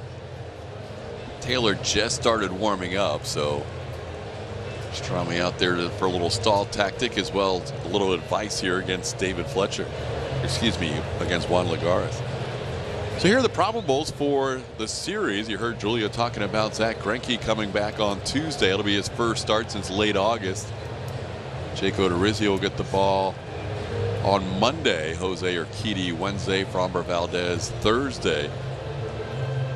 Rangers not sure what they're going to do. Colby Allard was supposed to start tonight for Texas, but he ended up getting scratched due to an illness, and Wes Benjamin was kind of an emergency starter.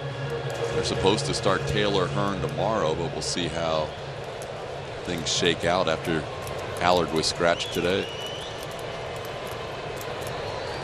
Texas came back to win that game with 6 in the 8th and a run in the 9th. Or 5 in the 8th and a run in the 9th. Infield in with Lagares batting here in a 4-1 game in the 8th inning. Lagares hitting for the first time as he came on defensively. Started last night and went 0 for 2 with a walk, a couple of strikeouts last night.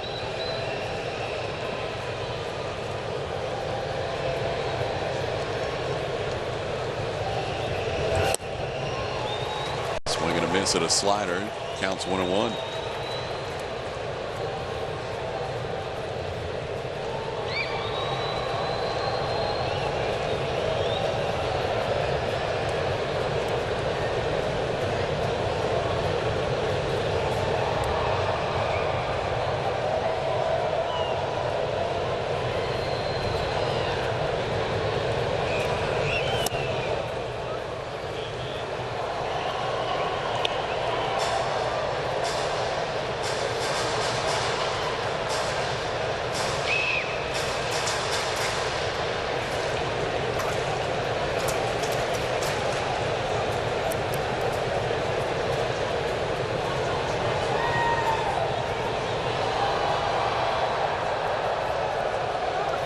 Around a bunt on a 2-1 pitch. Lagares bunts it foul. Joe Madden trying to get an extra run here in a 4-1 contest.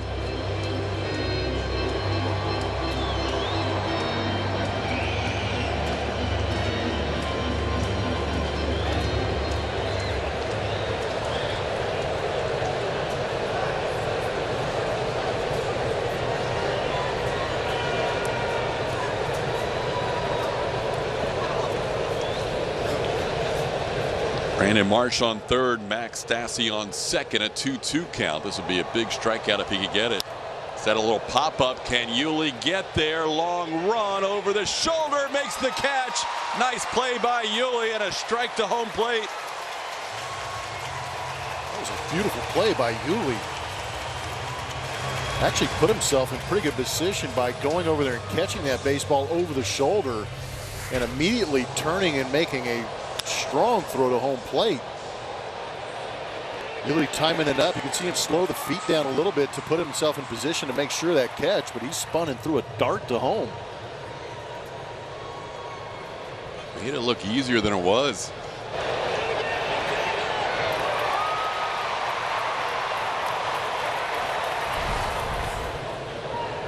So now 2 outs, and Belak will have the infield back to normal depth facing David Fletcher.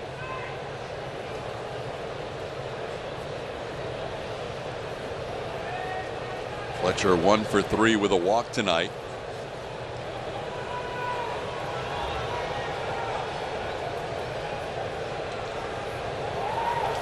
Pop up. This one should be easier for Yuli as he trots in and foul territory, puts it away. Brandon Belak works through trouble in the 8th.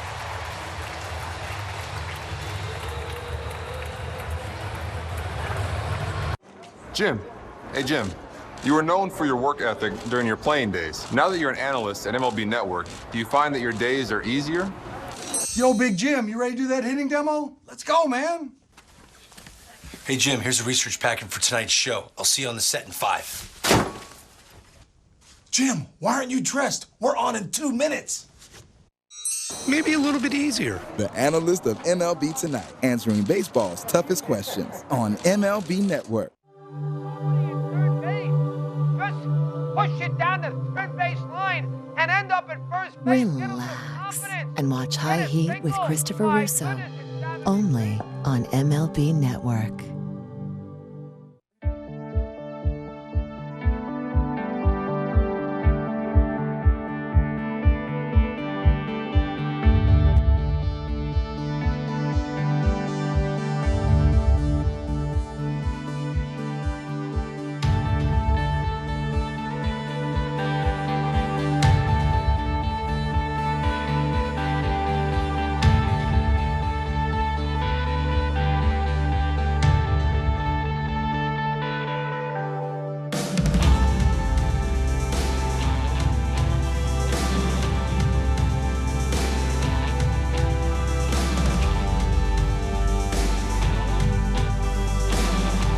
Toyota, let's go back to September 22nd of 2018 when the Astros unleashed on the Los Angeles Angels, racking up base hits, keeping that line moving and pushing runs across that board.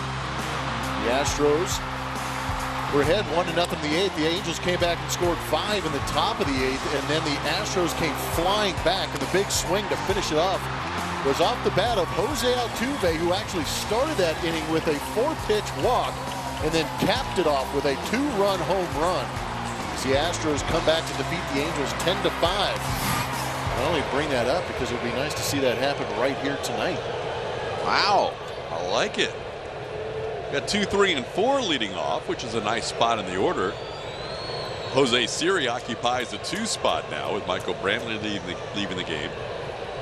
Siri 1 for 2, a single, a stolen base, a run scored, and he's also struck out. He shows bunt, draws Jack Mayfield in, and takes a pitch for a ball. Siri was working on bunting before the game. Yeah, they had Siri and Jake Myers out there. Chaz McCormick all had the machine pumped up. Cishek gets that call off the plate, and it's 1-1. Siri, Alex Bregman, Yordan Alvarez. Astros down 3. They've not had a lot of opportunities tonight. As Siri fouls off the sliders, 1-2. Starter Jose Suarez allowed 1 run in 5 2/3 innings.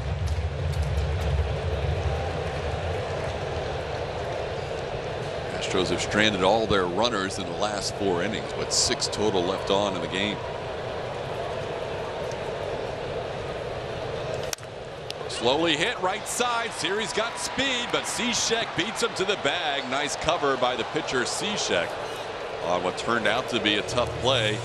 Waltz to Cishek for the first out. Yeah, but it gives you a real good idea of how clean you have to make the play if you're going to get Jose Siri. Inside outs it, puts his head down. And a well-executed ground ball and flip by Jared Walsh, hitting Cishek in stride.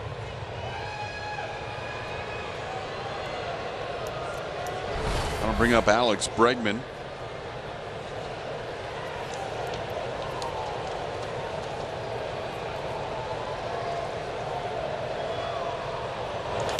Bregman into center field on a line, but hanging up for Brandon Marsh. Alex hit it hard, but he's retired for out number 2.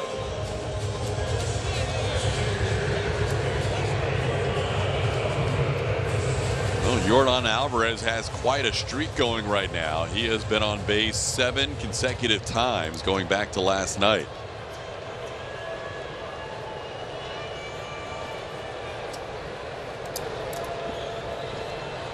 Yordan doubled last night in his second at bat and then drew 3 walks. Tonight he has walked, singled, and doubled. Has that on base percentage all the way up to .349. Takes a pitch off the plate for ball 1.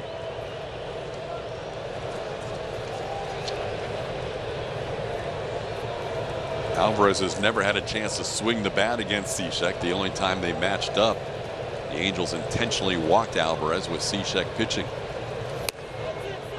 That one misses the inside edge, 2-0. StatCast numbers normally talk about elite speed being 30 feet per second. What was Siri getting down the line? My goodness, yeah, that was a first real test, a real opportunity to kind of clock Siri getting down the line. He got down at 31.2 feet per second. Whoa. That's flying. That's one of the fastest times we've heard of. Siri trying to beat out an infield hit. Showing off the wheels on that ground ball to the right side. 2-1 the count to Yordan.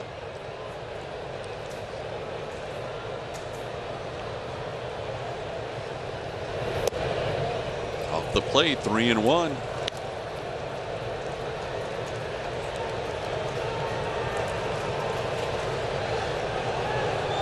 Yordan has such great plate discipline. Drawing 4 walks already in this series. Doesn't go after that 3-1 slider, and the count goes full.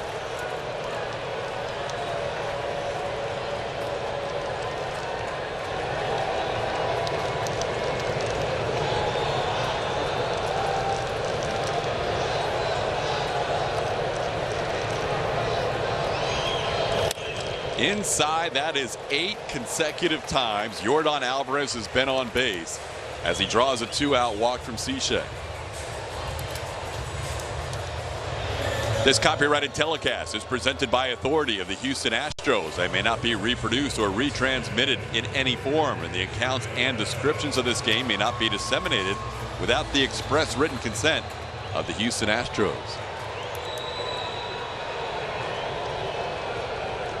Here's Gurriel 0 for 3 tonight. Yuli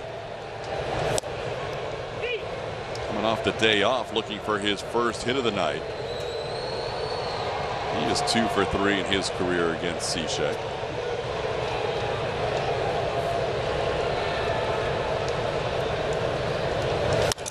That ball fouled out of play. He's down to the count 0-2. If Cishek faced Yuli all the time, I would think we would see a lot of base hits to right. Yeah, Yuli is that good. Based on a lot of pitches going away and Yuli's inside out swing.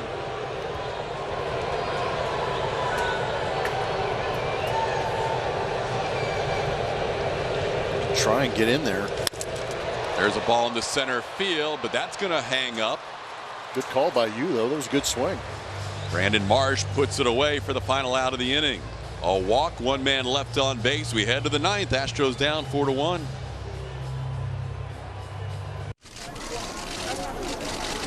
Hey, Harold, how do you prepare for a big show? Well, I just try to stay positive. Take it one show at a time and treat it just like any other show. How do you feel about the other analysts you work with? It's a great group of guys. We're all on the same page. I'm just happy to be here. What's your prediction for the season? We'll see what happens. It all comes down to execution in the studio. The pro player answers. He's still got it.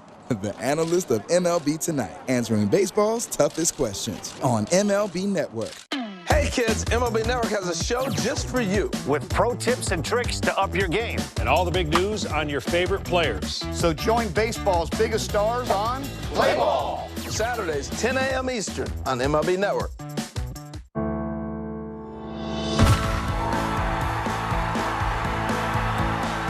The ballpark is better when we're all here together.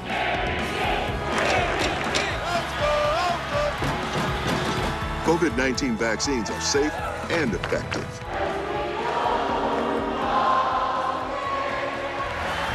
Join the team and help us all get back to doing what we love together.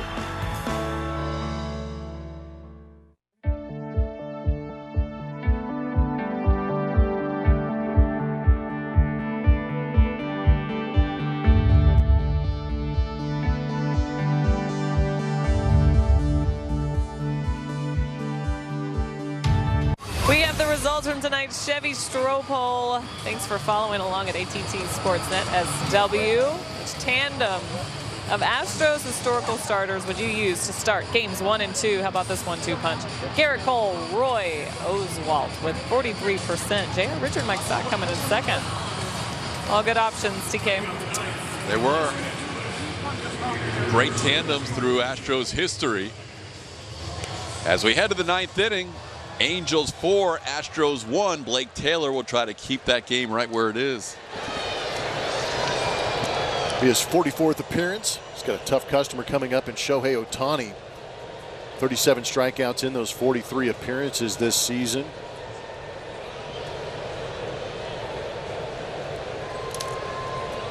It'll be the 2, 3, and 4 hitters for the Angels. Ohtani 1 for 4 tonight with a single.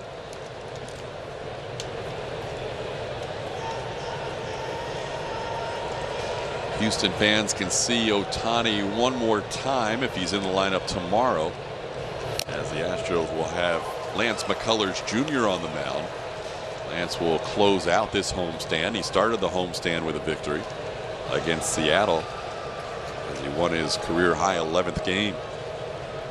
He'll try and close it out with a W tomorrow too, as he'll face the Angels' Jaime Barria. 1:10 first pitch will be on the air at 12:30. imagine Ohtani would be in that lineup, but you never know. He gave him a couple of days off in San Diego before his start against the Astros on Friday. There's a swing and a miss. Taylor getting ahead of Ohtani, 1-2. Good life on that fastball, 94 miles an hour. Brandon Bielak, another nice job of long relief. 3 more shutout innings, back-to-back outings with 3 shutout innings. Last time he picked up his first major league save with his 3 shutout innings. Tonight just kept the Astros close, but they have not been able to score to cut into this 4-1 deficit. It was a really nice job by Bielak. A little more under control this time around. Did a great job. Didn't have to pitch around some wildness. Just went right after Angel hitters and did a very good job. Blake Taylor, after getting ahead of Ohtani, now with a full count.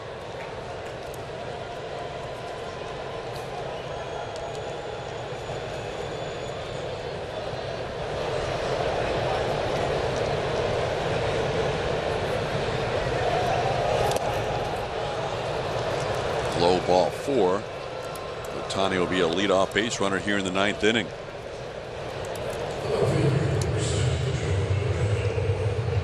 Five of the 9 innings, the Angels have had the leadoff runner on. And here's Adele.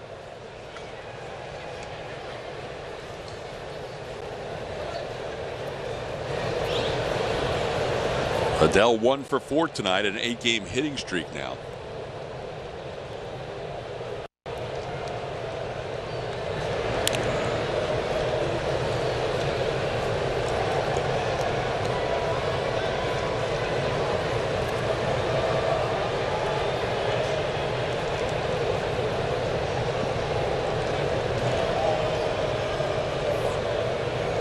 In addition to everything else, Ohtani leads the team in steals with 23.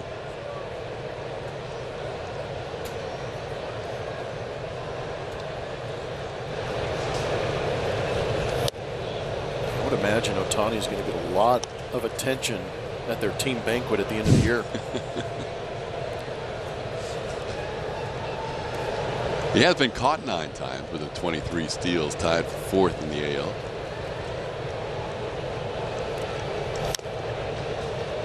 There's a foul. It's 1-1.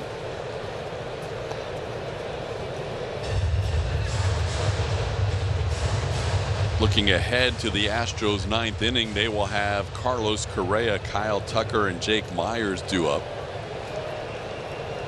Beyond that, Garrett Stubbs. And then the top of the order. Raisel Iglesias, the closer for the Angels, is warming up in their bullpen.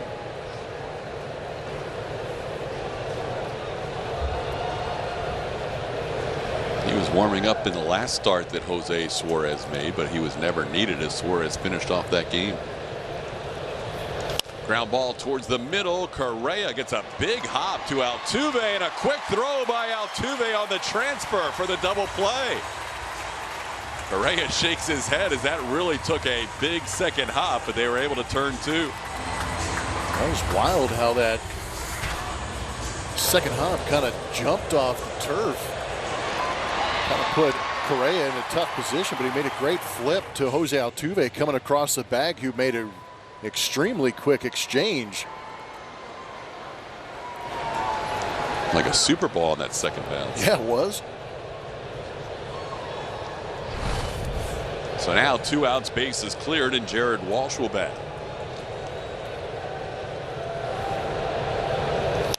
Walsh fouls one back.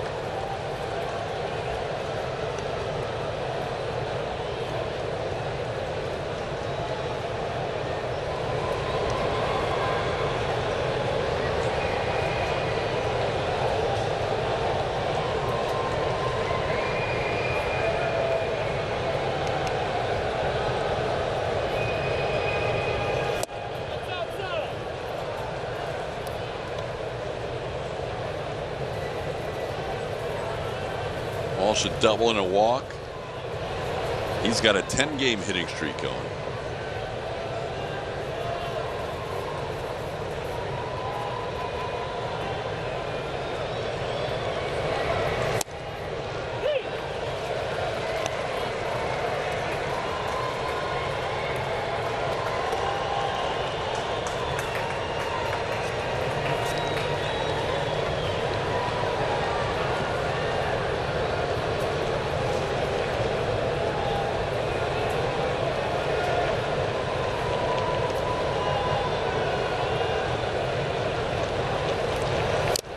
Foul tip caught by Garrett Stubbs. That'll do it for the Angels in the ninth. Astros need some runs. Carlos Correa, Kyle Tucker, Jake Myers down 3.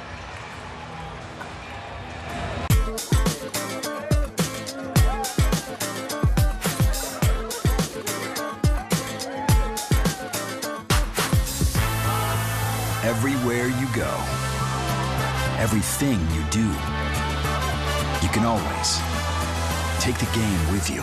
And you can bring your friends.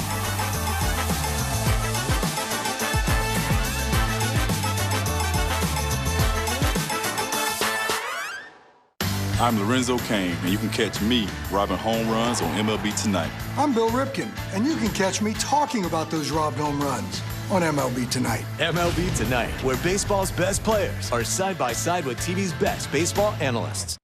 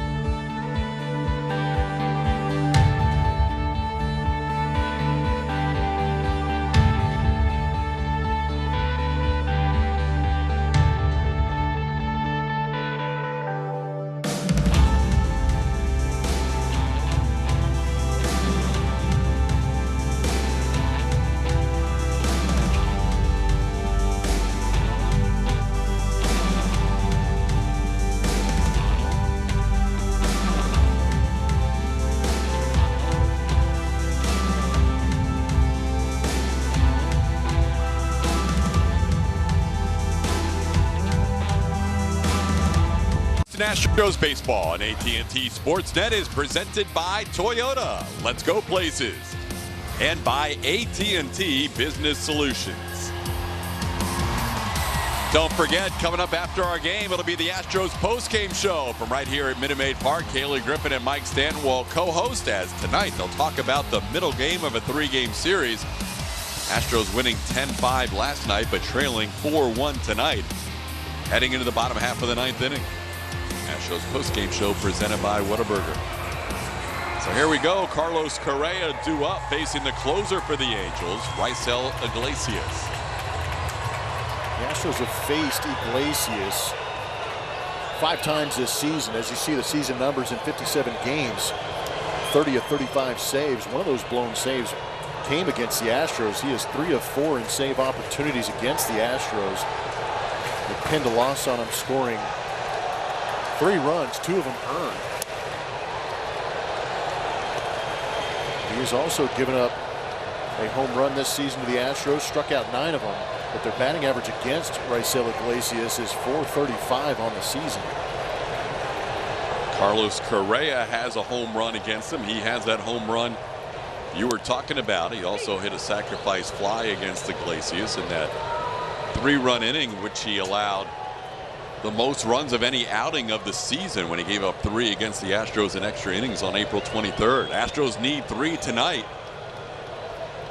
They need base runners here, and Correa down in the count. Carlos, a little tapper over the mound.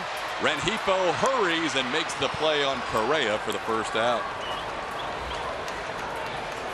Coors Light is beating the pressure at home versus the American League West this season since 2019. The Astros extremely good. 2019, an exceptional year with a +126 run differential, going 32-6. 2020 was 2020. With 2021 shaping up to be much better again for the Astros. 25-8 this season with a +95 run differential.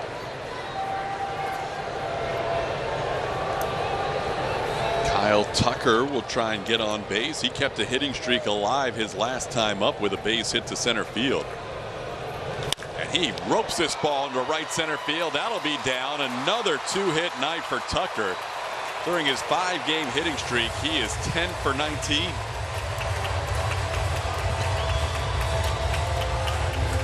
He's hitting the ball so hard. He is hitting the ball hard. He's seeing it great, but he's doing such a phenomenal job of getting the barrel to it quickly and driving through it. It is a lot of fun to watch him. Much like many other guys in this lineup, when they're hitting the ball well, they're hitting it hard. Jake Myers will bat. Jake 0 for 2 tonight with a walk. Astros with their 5th hit of the night, 2 by Jordan, 2 by Tuck, and 1 by Jose Siri, his first major league hit. Astros need one more runner to bring the tying run to the plate. They have options on the bench, but they will have to let Stubbs hit, you would think. There's no other catcher available. Stubbs doesn't have a ton of at-bats this year, but he should get an at-bat as the next hitter. Strike called. Some of the usage on Raisel Iglesias against lefties. 50% fastball, then the changeup comes in. Against right-handed hitters, it is going to be heavy on that slider. Are more likely to see some sliders on the outside edge, and then a fastball rushed in there in particular counts to try and rush it past. But that's going to be a balk, and Tucker's going to move to second base on that.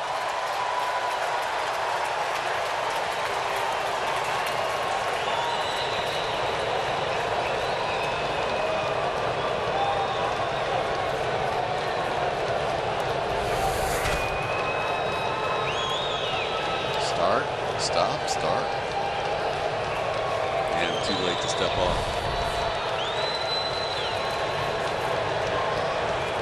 Jake would have been a tough potential double play anyhow, and now that takes that out of the equation. Myers with a 1-1 count.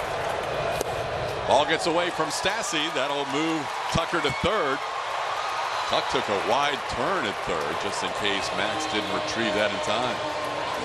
Well, we showed you the pitch usage is 45% on that slider, 40% on the fastball. The changeup rarely mixed in there. This changeup boxes Max Stassi as they get crossed up on signs with the runner at second base.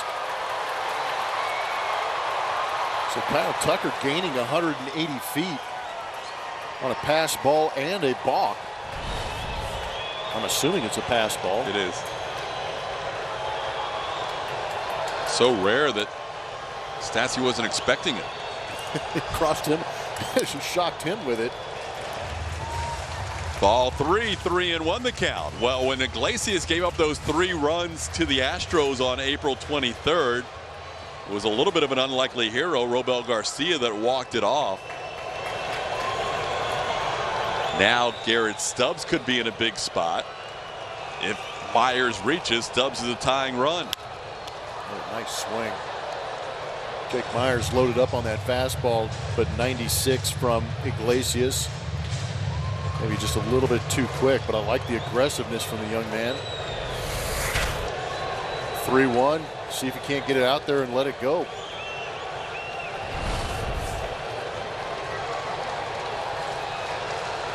Iglesias doesn't walk a whole lot of batters, only 10 walks all season long. 62 1/3 innings. He walks Myers here. And that'll bring the tying run to the plate.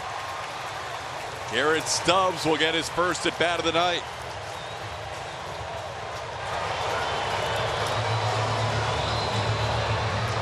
Again, Dusty has 2 catchers. He's already pinch hit for Martin Maldonado. So Stubbs will hit here. Garrett hit 280 this year at AAA Sugarland. And one of his bigger at-bats of the season right now. And he's usually pretty aggressive early in the counts. He likes to swing at that first pitch. Might be a little bit of the scouting report that pitching coach is giving to Iglesias. How about the fact that Iglesias in a 3-2 count kind of went to that off speed to a young hitter. Looked like he might have beaten him with 96, but risking putting him on and bringing that tying run to the plate by throwing that 3-2 slider.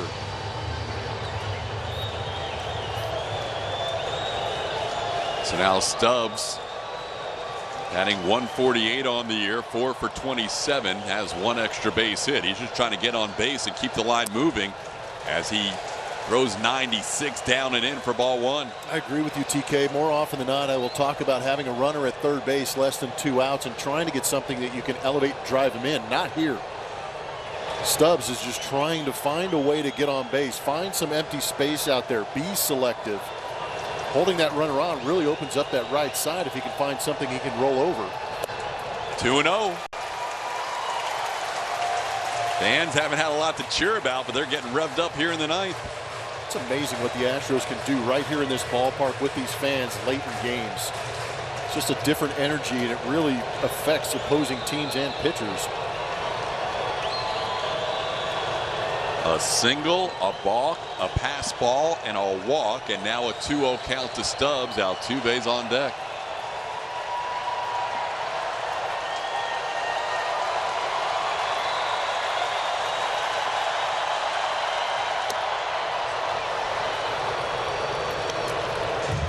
Sixth first strike.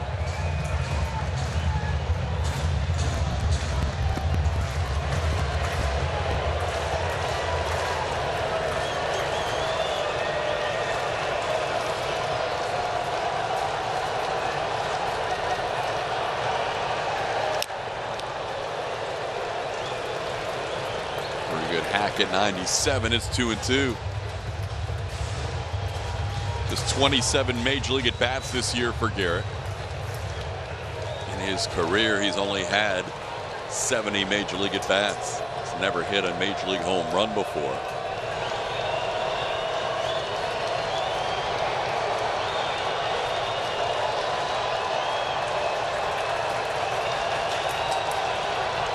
That ball hit pretty well to left field. Going back, Adele. He leaps up. It's off the wall. Tucker will score. Myers to third. Stubbs to second. Astros have 2-1 in a 4-2 game.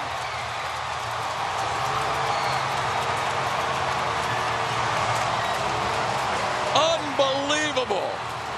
Stubby. He raked that ball off the left field wall. Iglesias tried to beat him again, and he barreled him. Now they're going to check on Joe Adele in the outfield, who hit this wall hard.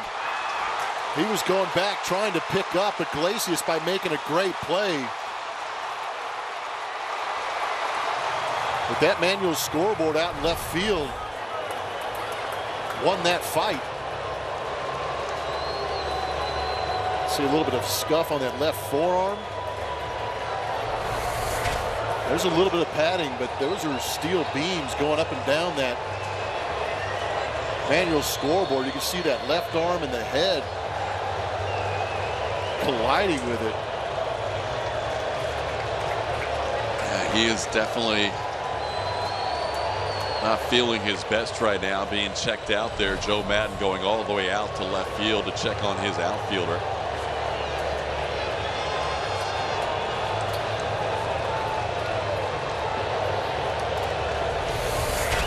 But look at this swing. That was a fastball up and away. Loved the little flip afterwards because he knew that he got it. Great piece of hitting, staying on that pitch and driving it the other way. Just a matter of, was it going to be up off that wall, or was Adele going to be able to make the play?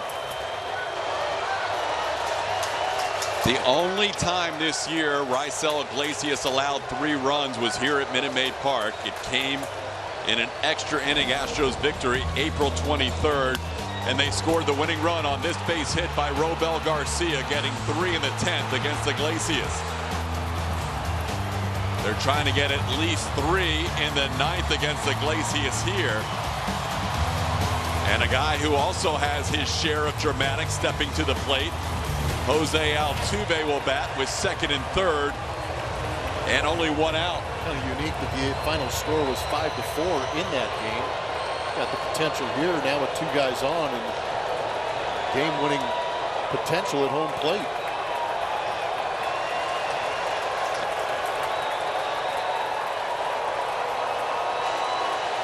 Altuve looking for his first hit tonight. Tying run at second base, 1 out in the 9th.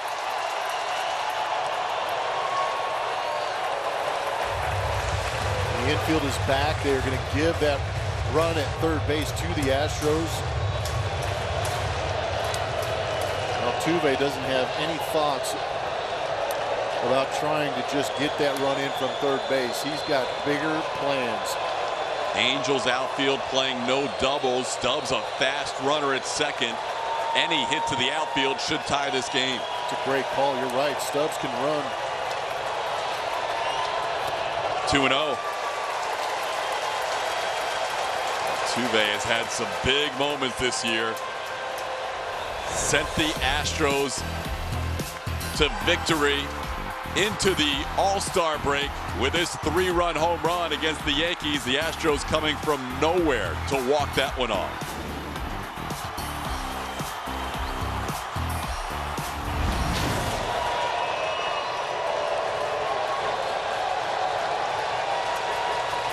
Myers on third, Stubbs on second, Altuve in a hitter's count. Ooh, didn't have to give it to him. It's 2-1. Tighten it up.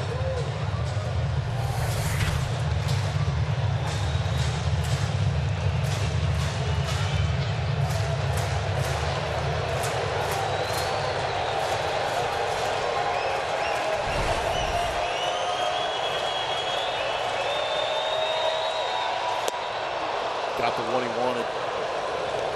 Wanted that slider, missed it, took a big swing at it.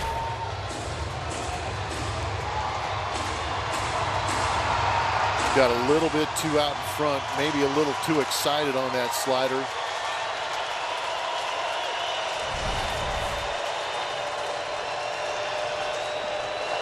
Doesn't mean it can't do it on this one. A little bit better from Iglesias on that pitch.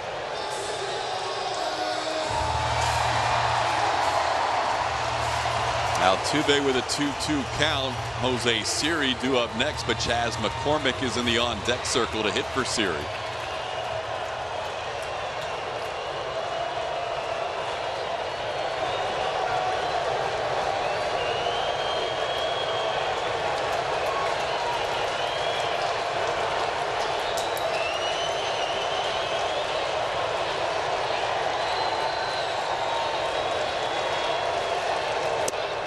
Called third strike, got him with 97.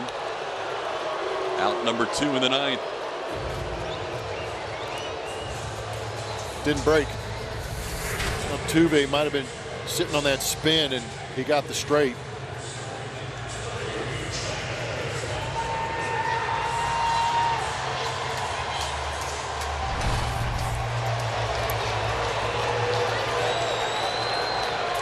Chas McCormick will get a pinch hit here. He had a choice between Chas or Marwin Gonzalez, giving Chas an opportunity. Chas has faced Iglesias once.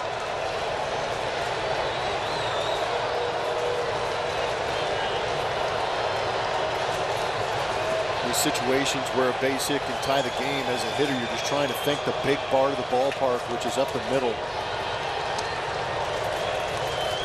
Something you can hit hard.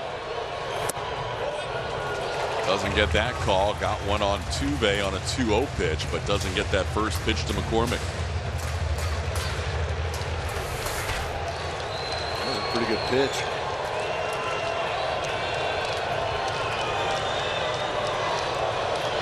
McCormick hitting for Siri here. Another situation where base hit should tie it. Fastball for a strike.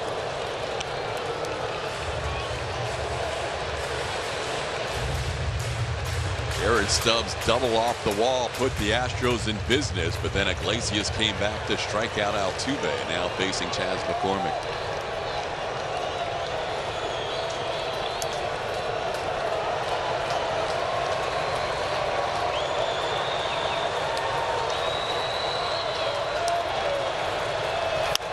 Popped up on the infield. Jack Mayfield and Stassi converge in foul territory. They collide, but it's Stassi who hangs on for the final out of the game. Astros made a bid, scoring a run and putting 2 in scoring position with 1 out in the 9th inning. But Iglesias able to get a strikeout and a pop-up to end the game. So the Astros lose the middle game of this 3-game series, 4-2 the final score. We'll have more, including the post-game show, coming up after this.